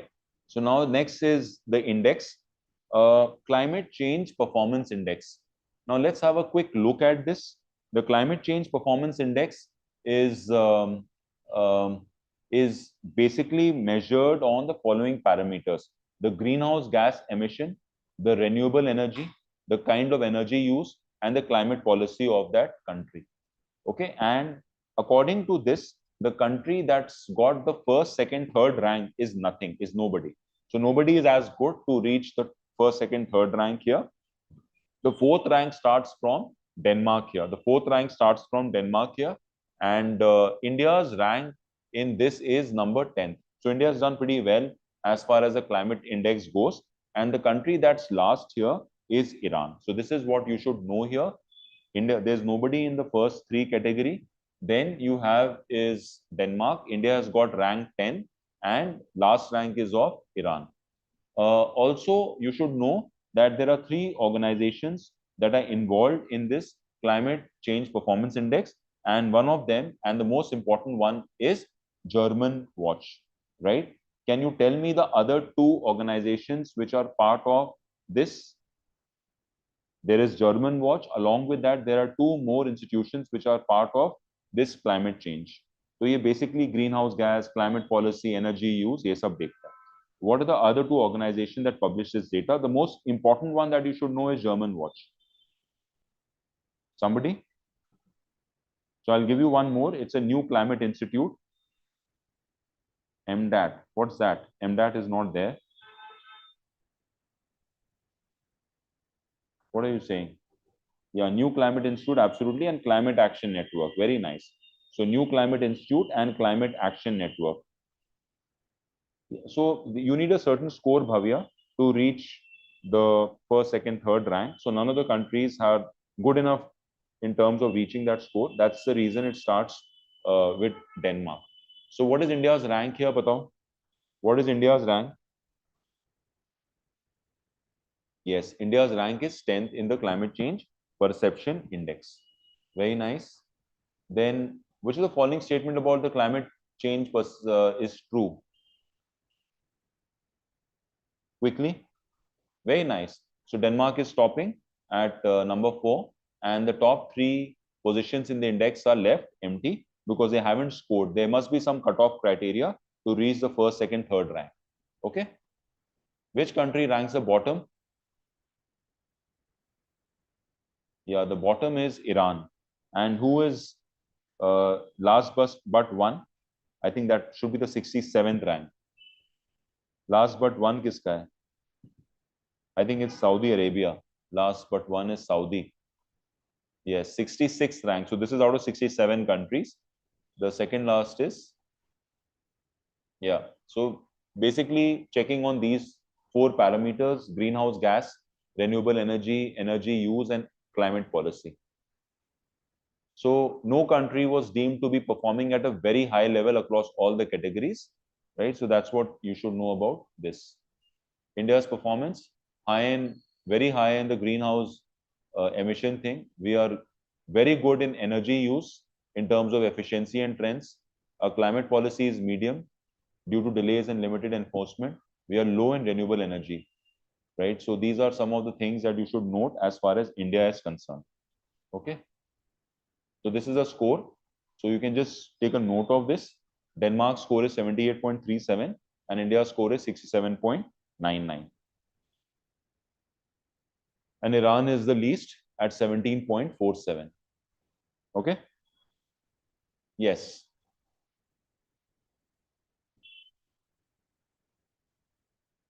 So quickly tell me what are the topics that we have done till now. We have done NATO, we have done G7, we have done SCO, then we have done climate change perception index, then we have done the gender gap index, then we have done the SDG index, then we have done the Ramsar.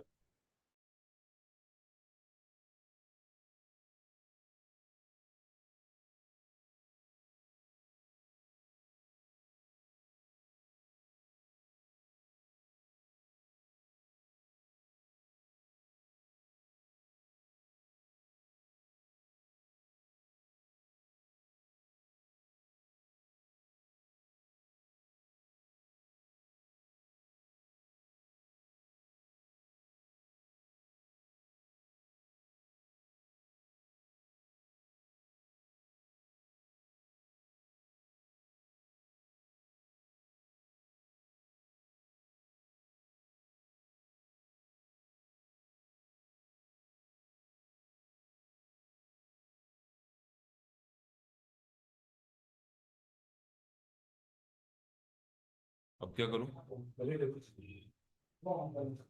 मेरा phone है. Okay, so we have done the following topics till now. We're just resuming the thing. Yes, and we have done French Open. So how many topics have we done till now? There are some 8 or 9, correct? And a brief idea about the SDG index.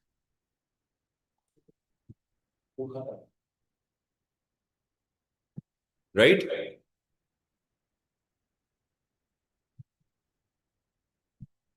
Okay. Now a quick check. Tell me the military exercises that have happened in the month of June. Let's look at the military exercises. Tiger Claw. Can somebody tell me Tiger Claw exercise is with which country? Tiger Claw. This is the first time that this has happened. Tiger Claw. Please do not Google it. Very good, Krishma. India and USA is Tiger Claw. India and USA is Tiger Claw. Can somebody tell me that Shakti exercise is with which country? Shakti. Shakti. Adrit, why do you spill the beans here? Let me ask, na. We've done this in class. Huh. Shakti exercise is with France. So this Shakti exercise is a military exercise with Shakti exercise is a military exercise with France. What is a naval exercise that we do with France? Yeah, okay. All right. What is a naval exercise that we do? When we are ready, just let me know. So what is a naval exercise that we do with France? Yes, we do Varuna with France. And what is the Air Force exercise that we do with France? Air Force. Very good, Ifa. It is Garuda. And we also do one more exercise in the month of January in which UAE is involved. What is the name of that exercise? There is an exercise that we do in the month of January in which UAE is also involved along with France. Yes, that is called as Desert Night. What is the military exercise that we do with Russia? What is the military exercise that we do with Russia? Yes, it's after our Prime Minister, ex-Prime Minister, and the second longest serving Prime Minister of India, Indira Gandhi. So we do with that. We do with Russia. Okay. And what is an exercise that we do with USA? What is the name of the exercise that we do with USA? Yes. With USA, we do Yuddh Abhyas. With USA, we do Yuddh Abhyas. What is the exercise that we do with UK? What is the exercise? I like this way. What is the exercise that we do with UK?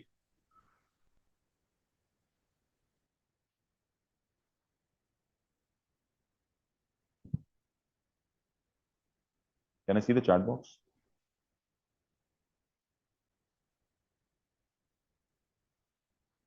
आगे बढ़ो, आगे बढ़ो. Yes, absolutely. Ajay, warrior is the exercise. Now, this month we did an exercise with Mongolia. We did a military exercise with Mongolia. What is the military exercise with Mongolia called? We did the exercise that we did with Mongolia, that is called as nomadic elephant. The exercise that we do with Mongolia, पीछे पीछे पीछे जाओ, पीछे जाओ, पीछे जाओ. The exercise that we do with Mongolia is ये इसी का पीछे, हाँ बस एक और आगे आगे करो, बस हो गया. The exercise that we do with Mongolia uh, is nomadic elephant. The exercise that we do with Mongolia is nomadic elephant. Okay, and and uh, and now there was a multi-nation exercise with Mongolia again. What is that called? The multi-nation exercise is called as conquest. The multi-nation exercise is called as conquest. Okay. Now moving on to Axim 4 mission. Now the Axim 4 mission has culminated now. And what are the key points that we should know about this mission? Is they went by the SpaceX Falcon 9. The name of the capsule was Crew Dragon, and um, there were four astronauts in this, and one of them, of course, is Subhanshu Shukla, who has become the second astronaut from India to cross the Karman line. Now, when I say Karman line, it's 100 kilometers, and he's become the first person to go to the ISS, the International Space Station. One. Second is that this is a collaboration of three space organizations. One is the ISRO. The second one is one is ISRO. The second one is NASA, and the third one is the European Space Agency. Right? Quick check. ISRO was formed on what date? Comment box. When was NASA formed? Comment box. When was ESA formed? Comment box. I want you to answer these three questions. And the capsule, yes, absolutely, 15th August 1969, ISRO was formed, and the headquarters of ISRO is in Bangalore. And presently, ISRO's 11th chairman is V. Narayan. NASA was formed in the year 1958. Very nice.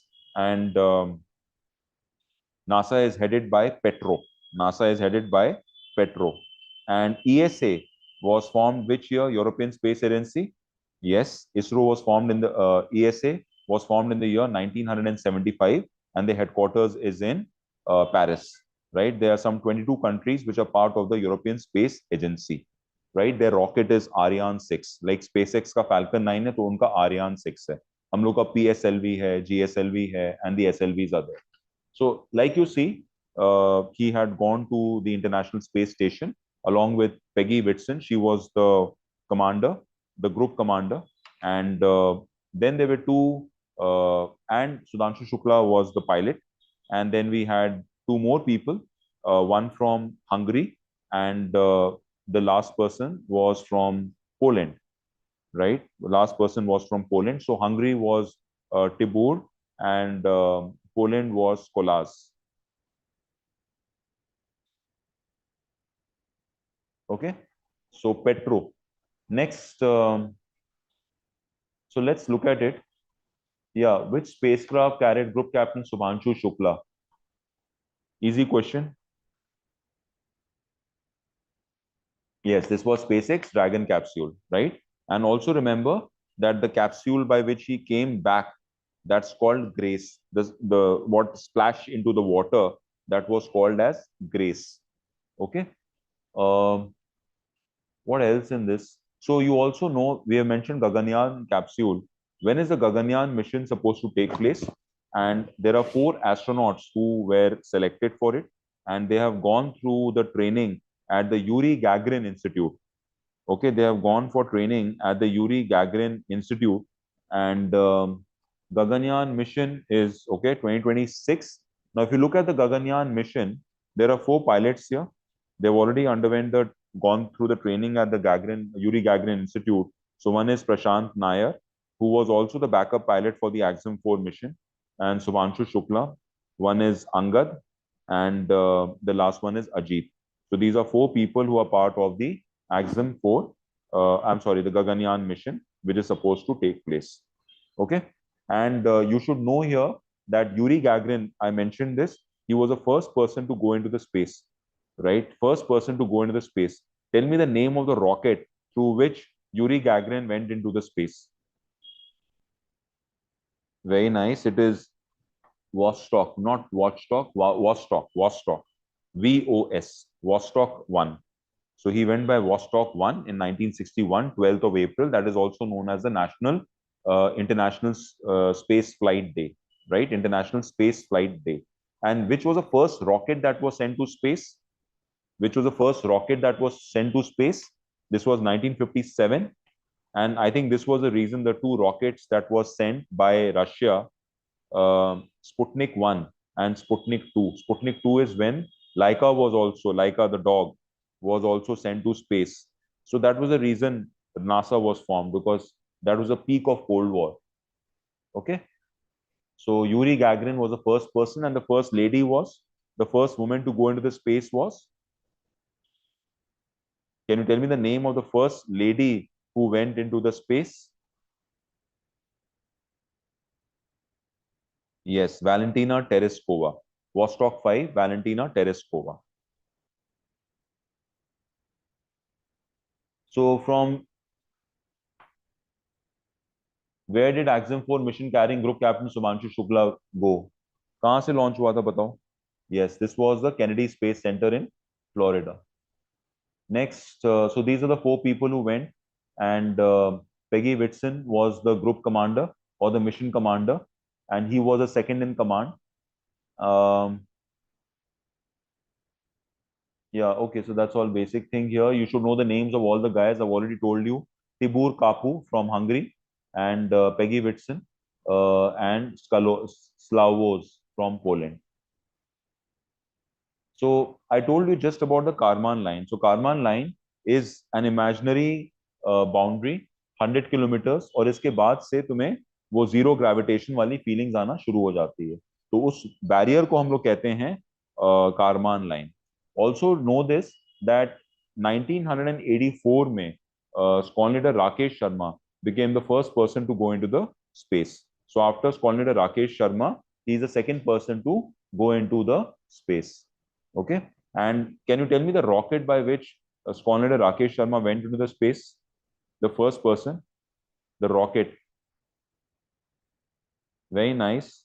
It is Soyuz T11. T11. Soyuz T11. Okay. Soyuz T11. So AXIM 4, NASA, SpaceX, Kennedy Space Center, June 25th was a launch day. It was 14 days mission.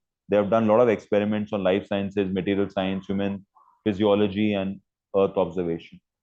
Okay, so these are some basic things. You don't have to mug it up. You know the basics and you're pretty sorted.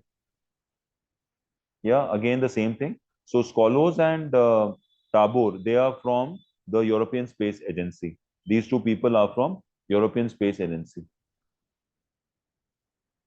ठीक है. I've also mentioned this. ये हम लोग ने कर लिया. New non-permanent member countries of UNSC.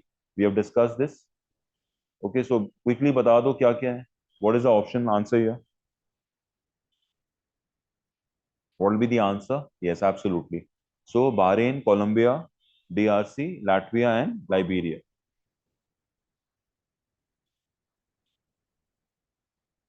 Yeah, okay. Tell me, ये वाला क्या है? We have 15 members. We did this also. That earlier it was 6 plus 5, 5 plus 6, and then in 1964 it was increased to 10. So you have 5 permanent members with veto power plus 10 more. When was the United Nations Security Council established? Oh, you have the answer now, so you know that. It's 1945. The Security Council was established. This is one of the principal organs of the UN. Baba, answers are also coming. Wait.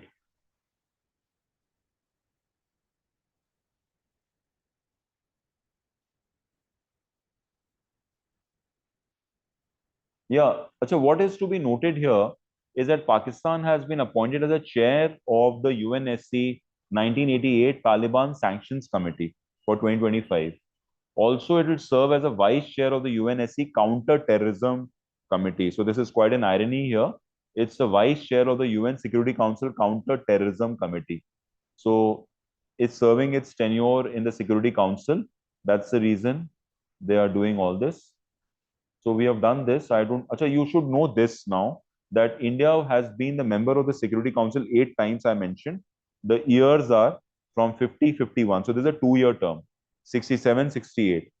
72, 73. So 72 is when we had the 71 actually we had this December the war with Bangladesh Pakistan thing.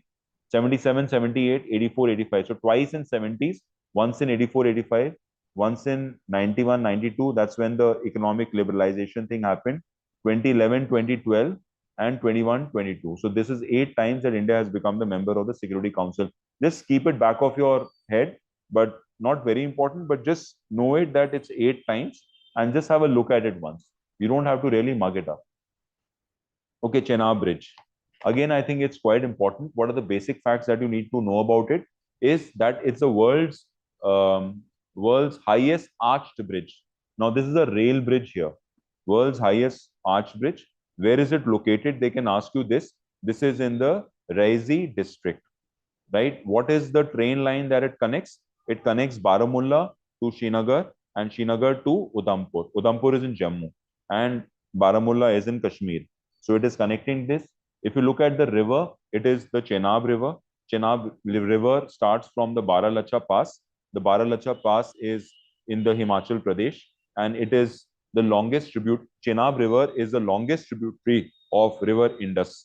Right river Indus का length जो है 3180 kilometres है और Chenab river जो है उसी में बाद में सबसे पहले रावी ज्वाइन करती है और बाद में सतलुज ज्वाइन करती है ब्यास नदी जो है वो सतलुज को पहले ही ज्वाइन कर लेती है and Satluj finally joins river Chenab and this is known as the Panchnad at Panchnad Satluj it joins Chenab. It travels for 20 kilometers, and then finally Indus meets Chenab, which is already amalgamation of all these rivers, and then that place is known as Mithanpur.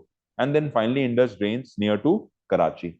So the height of this bridge is 359 meters. You should know that. If you convert that to feet, it comes to 897 feet something. Okay. So what distinguishes the Chenab Bridge in the Raisi district? So Raisi is also famous for lithium. Lithium is a very critical mineral, especially for the solar batteries and all, right? So they have also located lithium at the Raisi district. So tell me, what distinguishes the Chenab Rail Bridge in Raisi district?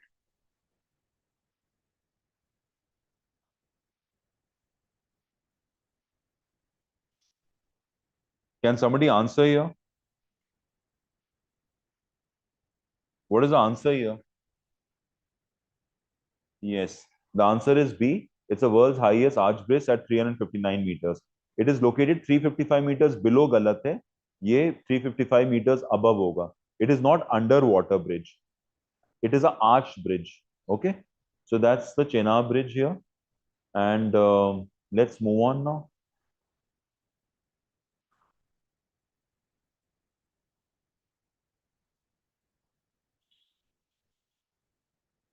Oh, I'm so sorry. I think I missed out on one. Just 1 second. Oh.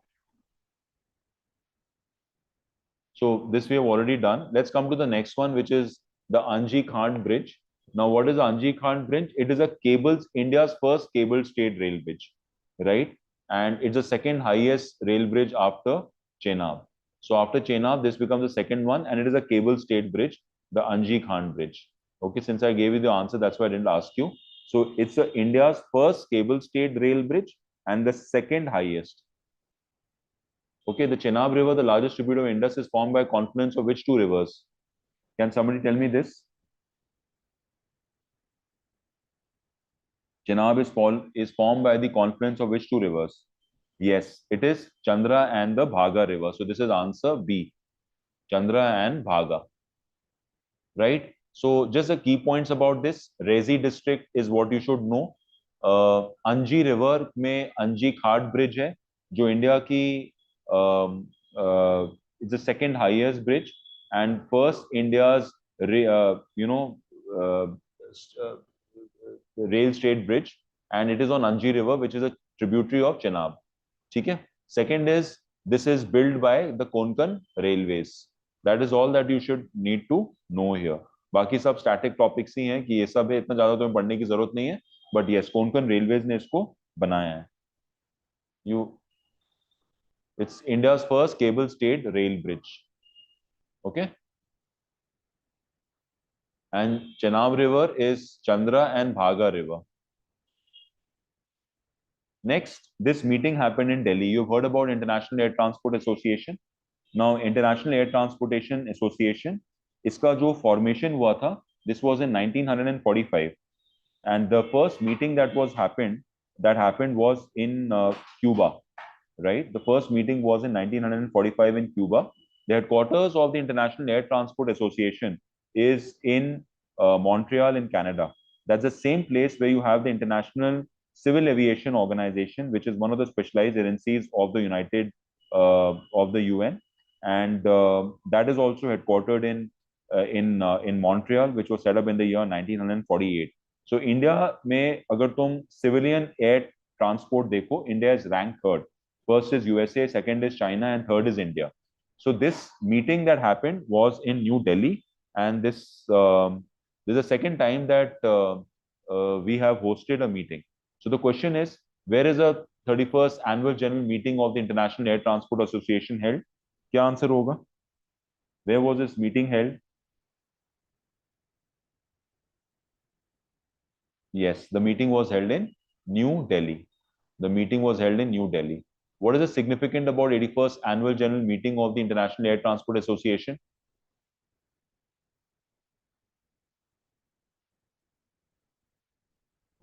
क्या answer होगा? Yes, this is the first time that India is hosting this meeting in 42 years. Absolutely.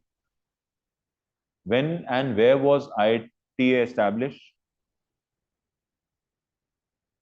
What is the answer to this? When was this established? Yes, it was 1945 in Havana, Cuba. Excellent. Where is the main headquarters of ITA? I said this also to you. Yes, the headquarters is where the headquarters of International Civil Aviation Organization is. वहीं पे ITA का International Air Transport Association का भी headquarters है, which is Montreal. ठीक है? So this is basically a global trade association representing the airline industry. Remember this, established Havana, Cuba, headquarters is Montreal, Canada. Okay, so बाकी सब ज्ञान है, ये सब पढ़ने की जरूरत नहीं है. Okay, a quick check. So this is the last topic that I'm taking for today, and then we are done. Is that fine?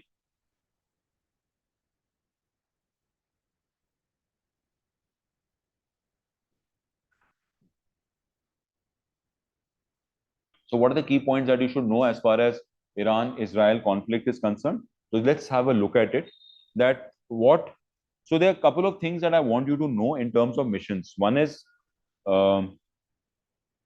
Adrit, there are a lot of topics. You can't cover everything in a session, but yes, we have tried to do about 24 to 25 topics. Ananya ma'am has taken about 10. I would have taken about 10 to 12, but otherwise it is going to take us about 7 to 8 hours, right? I've given you enough pointers in the classroom also. Just check that and build on that, okay? So we'll just run through it. We'll see. I can just cut short and kind of just do it. But when we are doing a topic, do it properly. I mean, I don't think so you should rush. तो सबसे पहले spider web कहाँ पे use किया था? Who used spider web? Which country used the spider web? There was a drone attack on a certain country. Which one was that? Yes, so you should know what is spider web. Spider web was used by Ukraine against Russia. It was an 18 months planning, right? And this was a huge drone attack that they've done on Russia. Spider web. Second is, who used the Operation Rising Lion? Who used the Operation Rising Lion? The Rising Lion operation was used by Israel on Iran. Absolutely. Very good, Niharika and Sunidhi. So Arya good. It was used by Israel on Iran. Okay, so this is called as rising lion. What was the operation that Iran did on Israel? Very good, Arya. It is called as True Promise, number 3. True Promise 3. And what was the name of the operation through which the USA, they used their stealth B-2 bombers and they attacked the nuclear sites of Iran? Very good. It was called as Midnight Hammer. It was called as Midnight Hammer. What is the name of the operation in which Iran attacked the air base of USA in Qatar?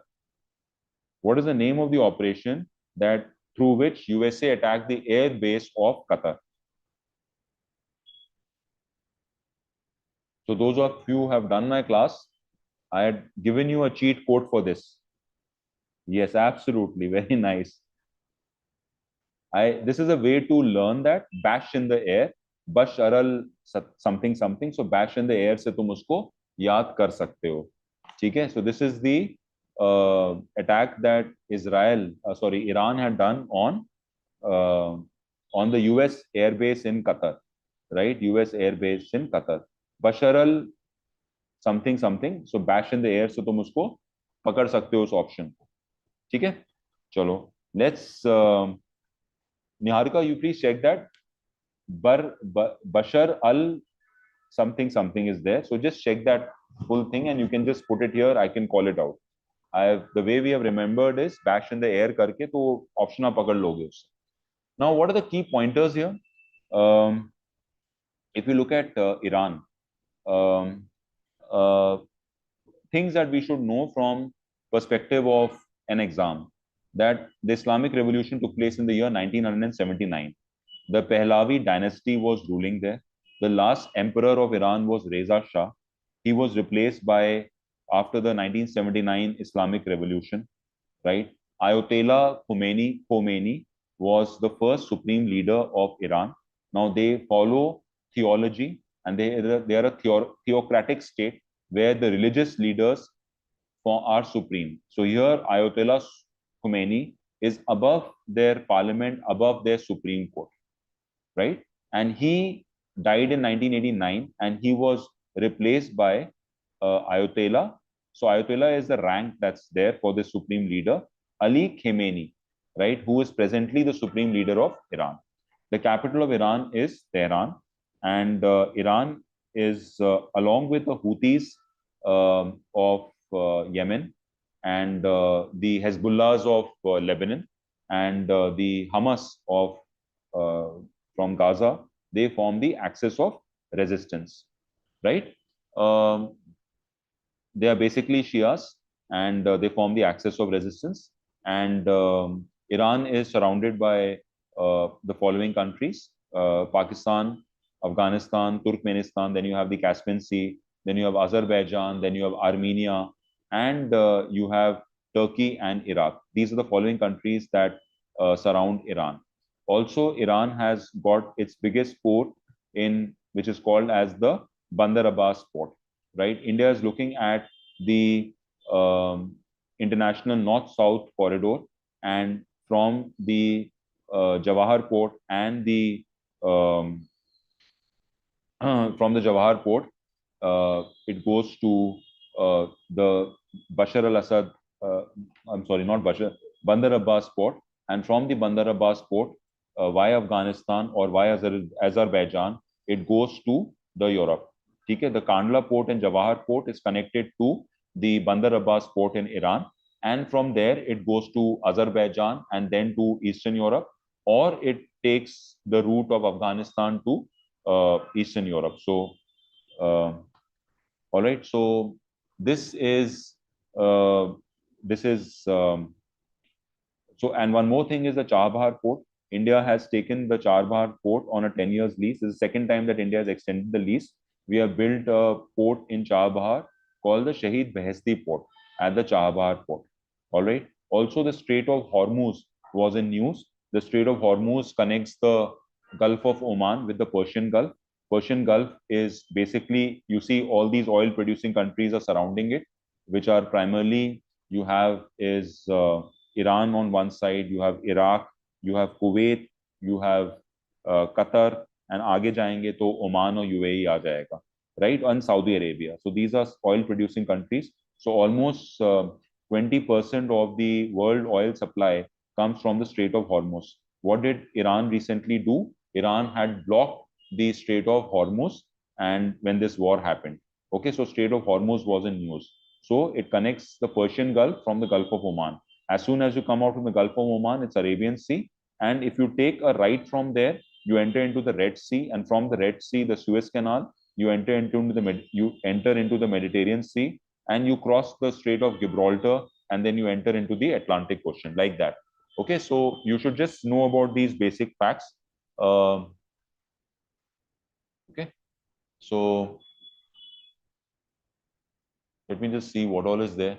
Under which operation did Israel launch aircrafts and drone attacks on the Iran's nuclear and military? Batao.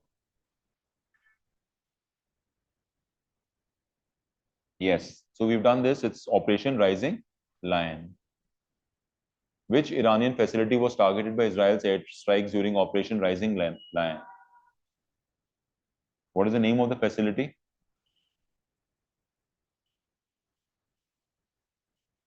It is the Natanz uranium enrichment facility. So Iran is trying to get a 60% uranium enrichment, right? And that is the reason Natanz uranium enrichment facility was attacked. Which was the name of Iran's retaliatory? We have done this again. The operation was called as Operation True Promise. Absolutely. 3. When was nuclear NPT opened for signature, and when did it enter into force? Anybody here? This becomes an important topic. Yes, absolutely. It is 1968. The NPT was entered into. India hasn't signed the NPT, and 1970 May it was implemented. Okay, can somebody just tell me how many nuclear plants are there in India? How many nuclear plants are there in India? How many nuclear plants are there in India? There are 8 nuclear plants in India. There are 8 nuclear plants in India. And how many nuclear reactors are there in India? How many nuclear reactors are there? How many nuclear reactors are there? Almost there. And the first one was,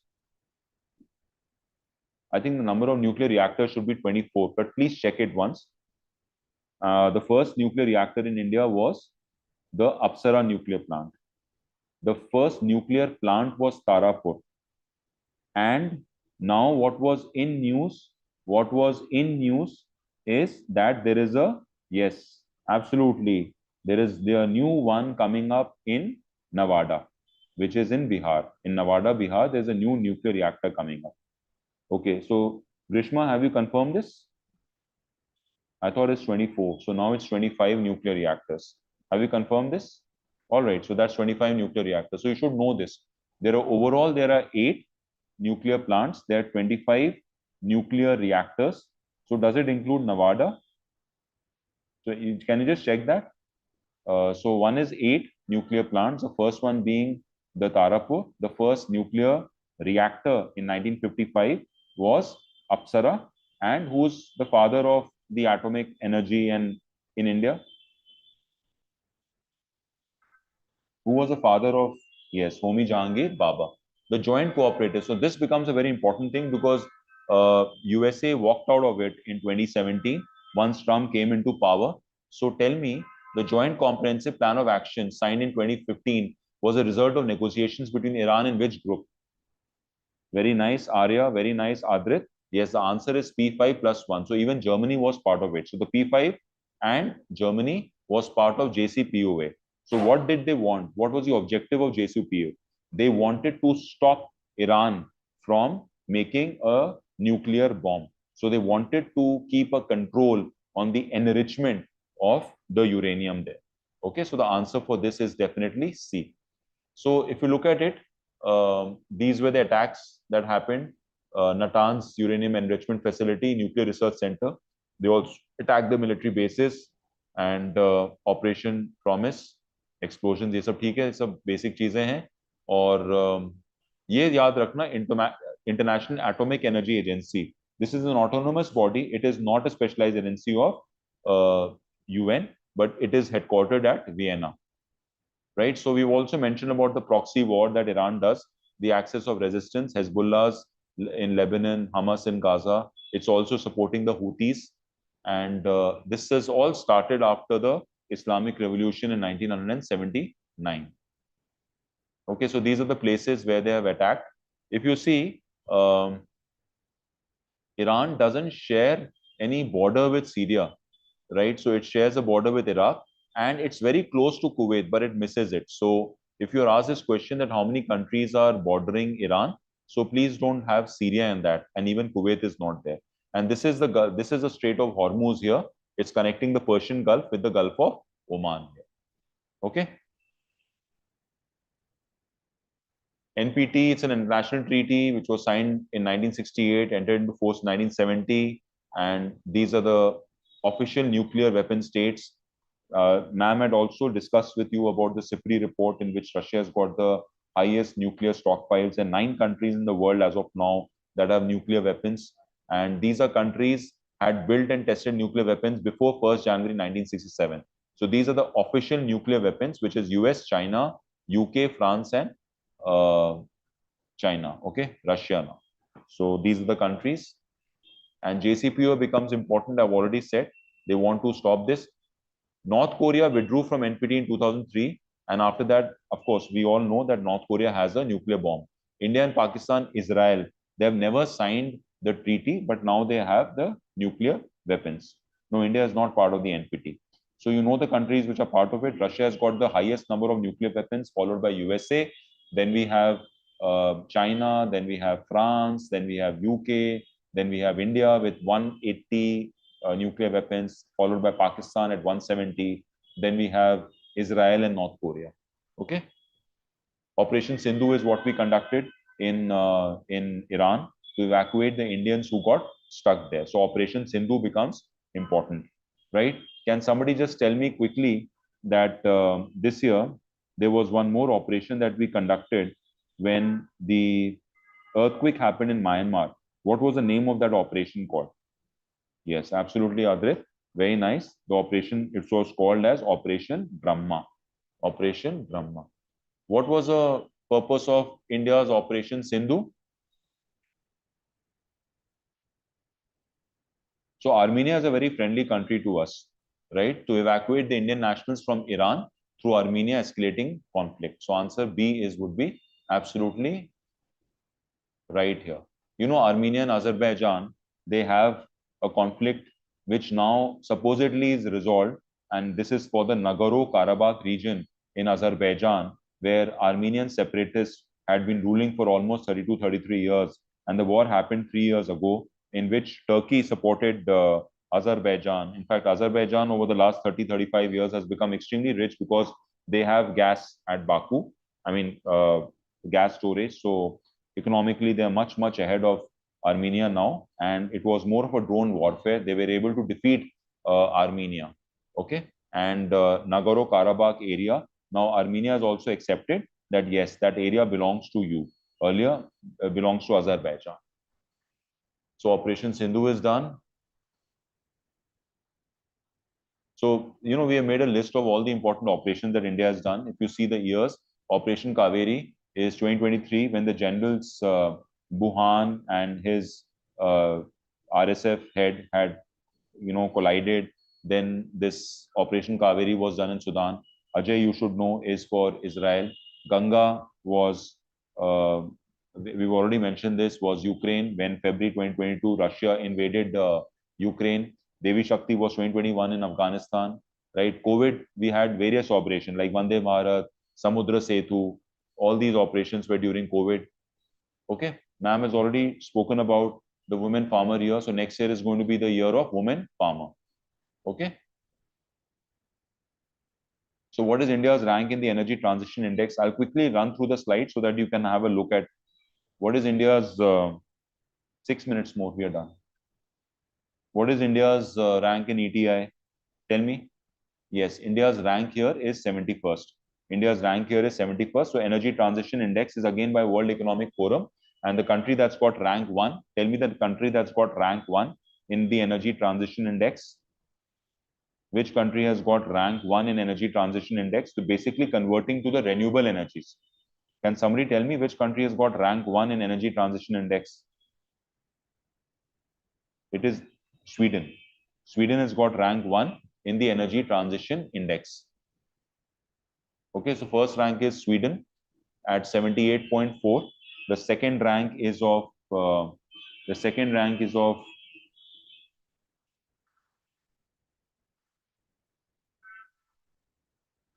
the second rank is of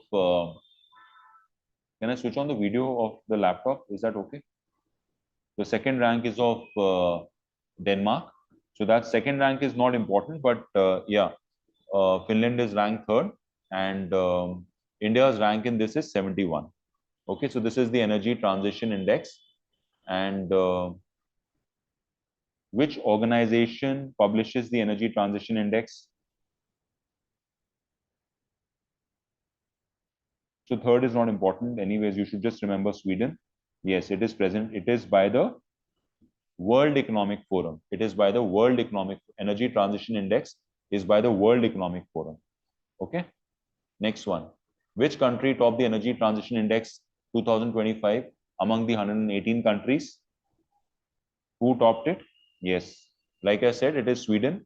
It has got the first rank here. Okay. And this is followed by Finland, Denmark, Norway. And yeah, that's about it. I mean, you don't have to. The country that's got 118th rank here is Congo. So just know that the country that's got 118th rank is Congo. Okay, Global Peace Index. Tell me which organization publishes the Global Peace Index. It is by an organization which is based in Sydney.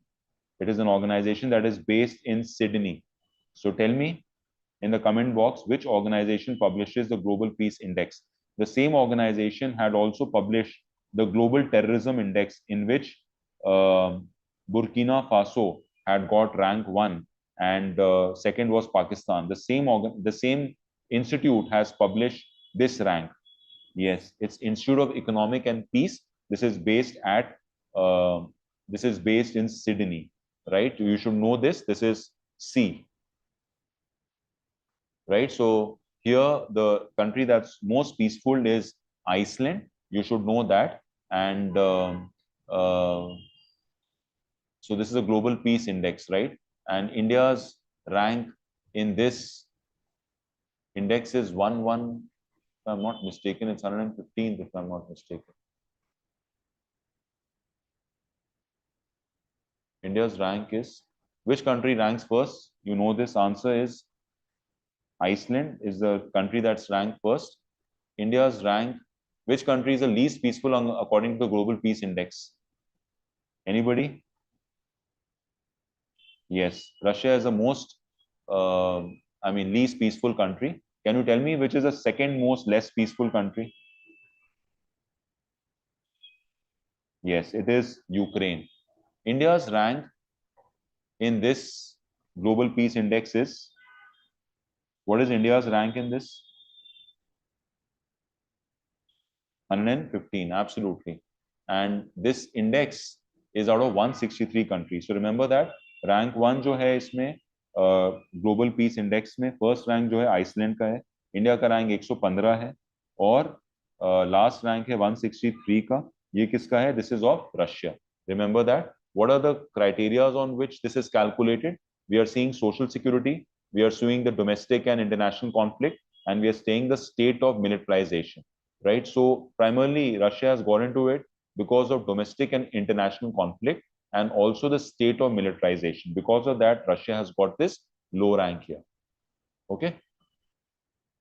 So remember, you can just keep a note of the score here. Iceland is at 1.095. The second one is Ireland, and third one is New Zealand. Iceland has been consistently been the most peaceful country since 2008. Right? So this is Russia's score is 3.441. So I've already discussed with you about the important military exercises, right? So you can keep which two countries participate in Shakti. We have done this quickly, guys. Yes, Shakti is India and France. Absolutely. And what about the military exercise, which we do at multinational exercise? It's a multinational exercise. The multinational exercise is called as Khan Quest. It is called as Khan Quest in Mongolia, Ulaanbaatar. So Ulaanbaatar, by the way, is the same place where the same place where the COP 17 is going to take place. So COP 17 of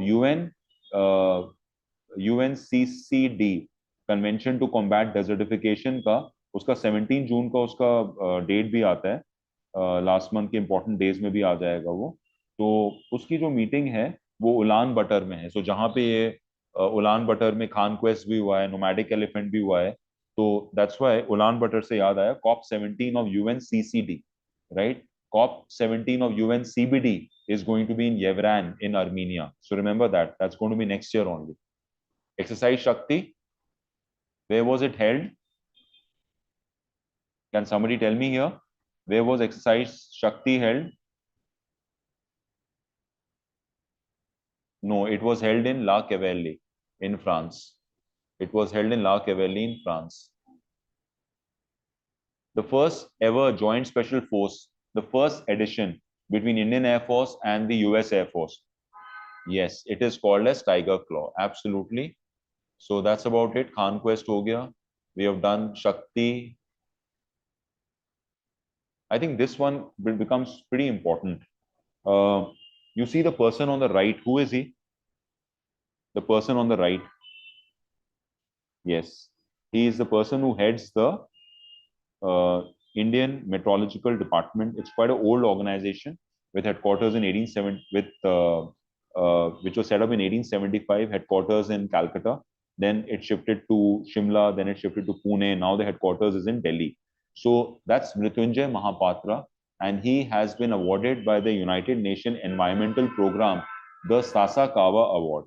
So IMD has played a pivotal role in disaster management. Right, that's the reason he has got this particular award. Okay, for disaster risk reduction and yeah.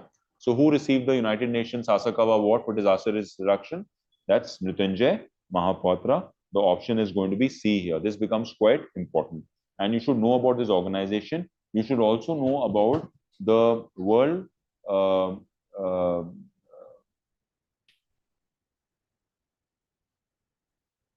Meteorological Department, right? Which is also World Meteorological Organization, which is also in Geneva, and it was also, in fact, earlier the International Meteorological Organization, and it was taken over by UN. Okay, so that's headquartered in Geneva. The UN Sasakawa Award honored Dr. Mrityunjay Mahapatra primarily for his work in which specific area? So what is the specific area for which he has been awarded this?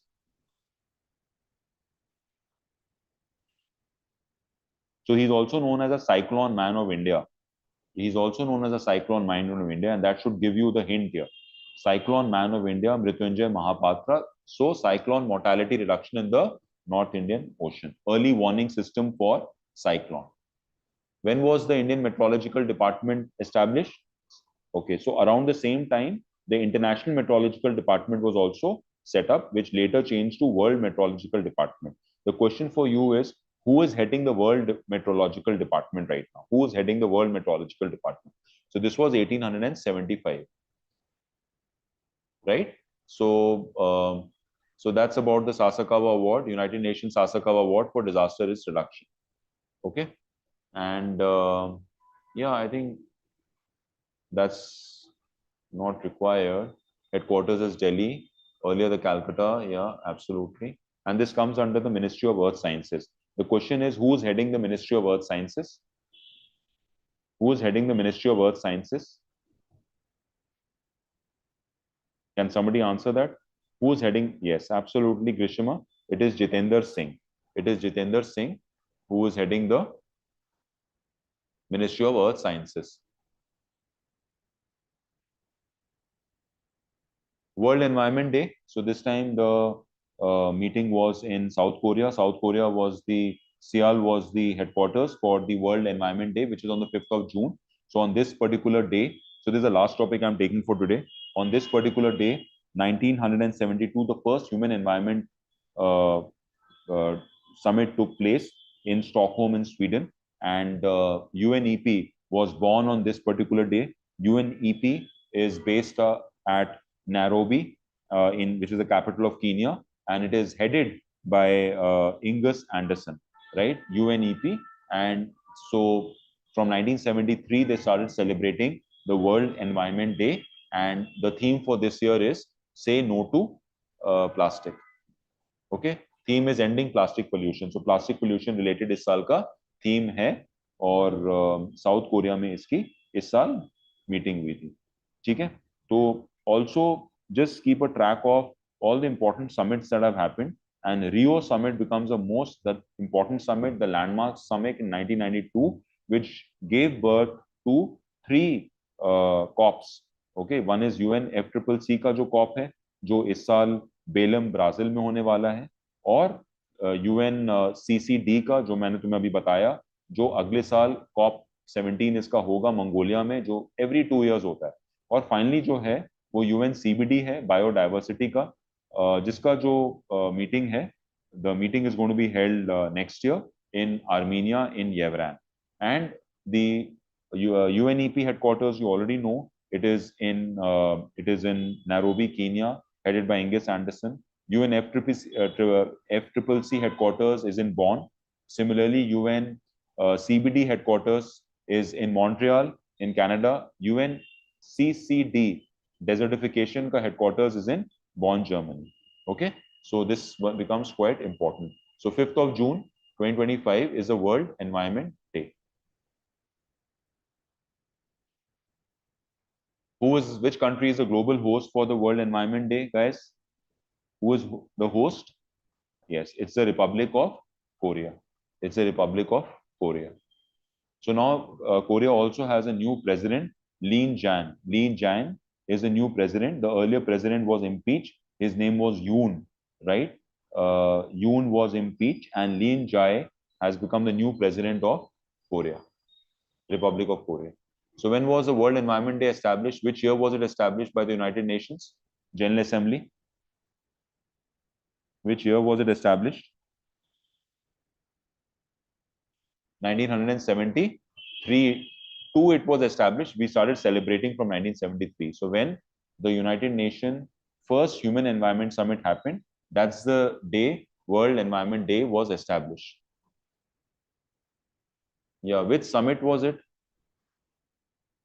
Can you tell me which summit was responsible for the opening of the world and establishment of the World Environment Day? The first Human Environment Summit, and Indira Gandhi represented India then, right? So it is the Stockholm Conference on the Human Environment, right? And it is also, India spoke about this thing, the Aravali Green Wall Project. This is an important thing, that question that can be asked, and this is basically a 1,400 kilometers long and 5 kilometers wide project, which is being done. 1,400 kilometers long and 5 kilometers wide. So just remember this Aravali project.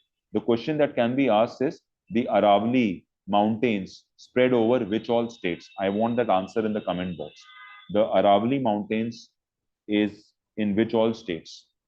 Okay, so UNEP के बारे में बता दिया. And the first celebration took place in 1973, where the theme was Only One Earth. Okay, Stockholm Conference and the Aravali Wall Project. Also remember, Prime Minister ने last year ये project को announce किया था, एक पेड़ माँ के नाम. This was last year, right after the general elections, and Aravali Green Wall Project. Okay, so remember that.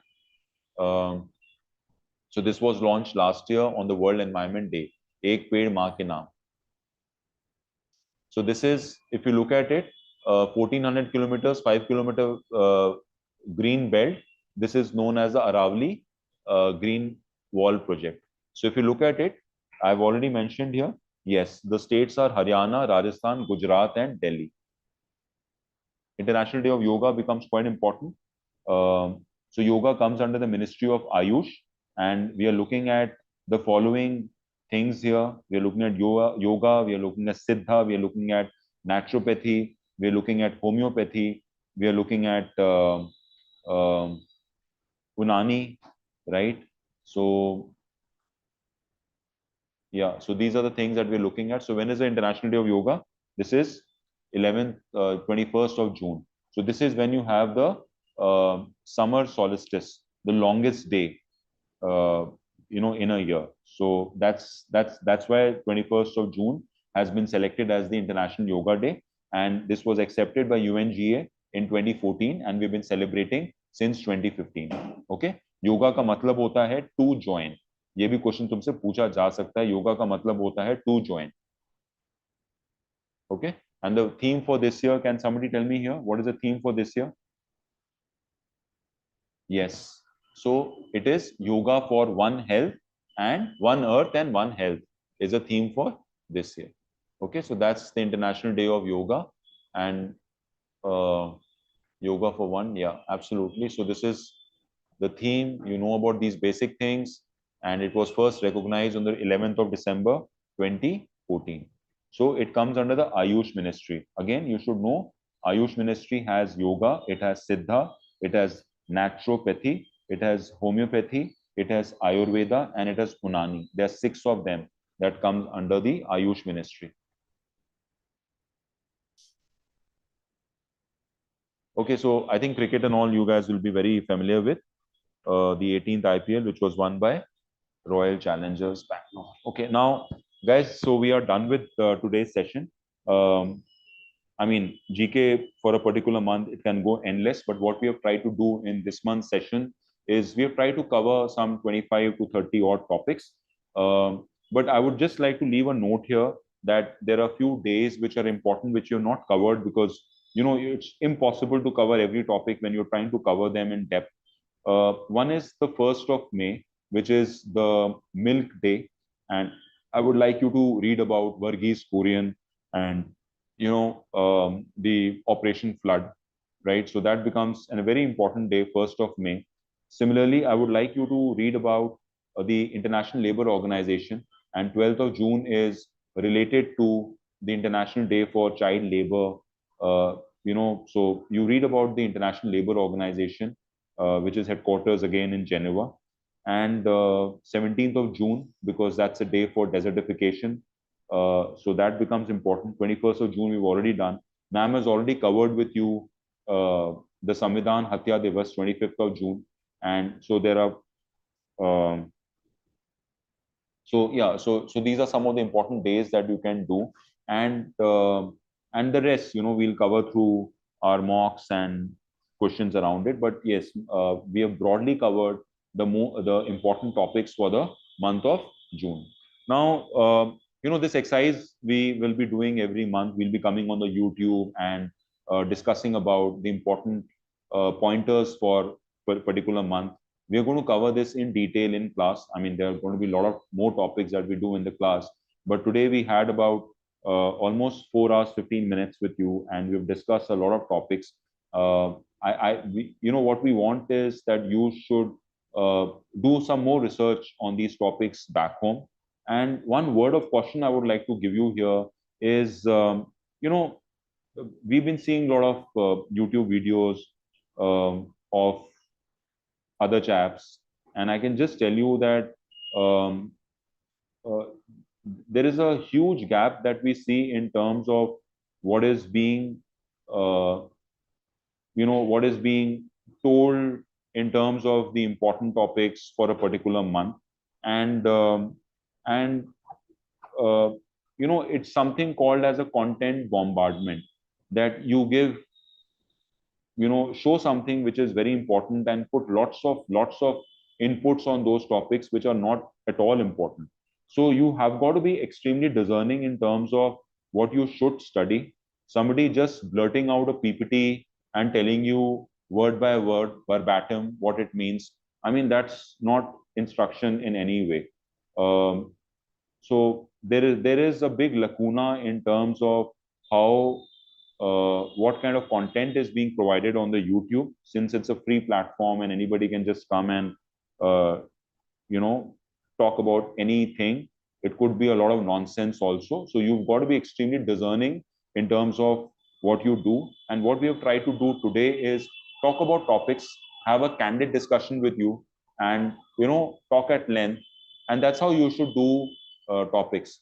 I mean, if I give everything on the PPT and I just read out the PPT, that's not GK. GK is something which has to be very, it should be very natural. It should be automatic. It should be very innate. It can't be. It can't be prepared by some students of a national law school or any college, and some instructor comes and just blurts that. I mean, the instructors might not even know about the topic. I know about these instructors who are taking sessions. You bring them in front of me, I'll just finish them off because they don't know GK. They are the guys who are teaching on these platforms, and it's crazy to see them on various platforms talking about stuff and reading it out, and students, falling for these gullible chaps, these instructors. And because students are gullible, they won't even know what kind of instructors are there. So I think it's very important for you to be extremely discerning, right? Avoid the YouTube videos of people who talk about important topics. Please have a look. If you don't believe me, have a look at the topics that have been covered by the competitions, by the so-called players, and look at what they're teaching. I mean, they'll teach you 5 topics for a particular month and focus on some topics which are not even important, and you would just fall in the trap. So please don't do that. We have tried to cover as many topics, and I can still tell you that there are some 8 to 9 topics that we have not covered, right? Like the Hurun Global Index. India has ranked 3 in that. First is USA, second is China, third is India. Hurun Global Index we haven't covered. So there are a lot of topics that I have not done. But at least when somebody is doing a session, there has to be 21, 22 topics that have to be covered. And this is what we have tried to do. So I'll see you next month. Both Ananya and I, we would cover July. We would cover July. And we are also planning to do a January to July session on the YouTube. So let this month get over. And August, we'll get started with the 7 months GK revision, the important topics that we do. All right, guys, thank you very much. Have a great evening and bye-bye.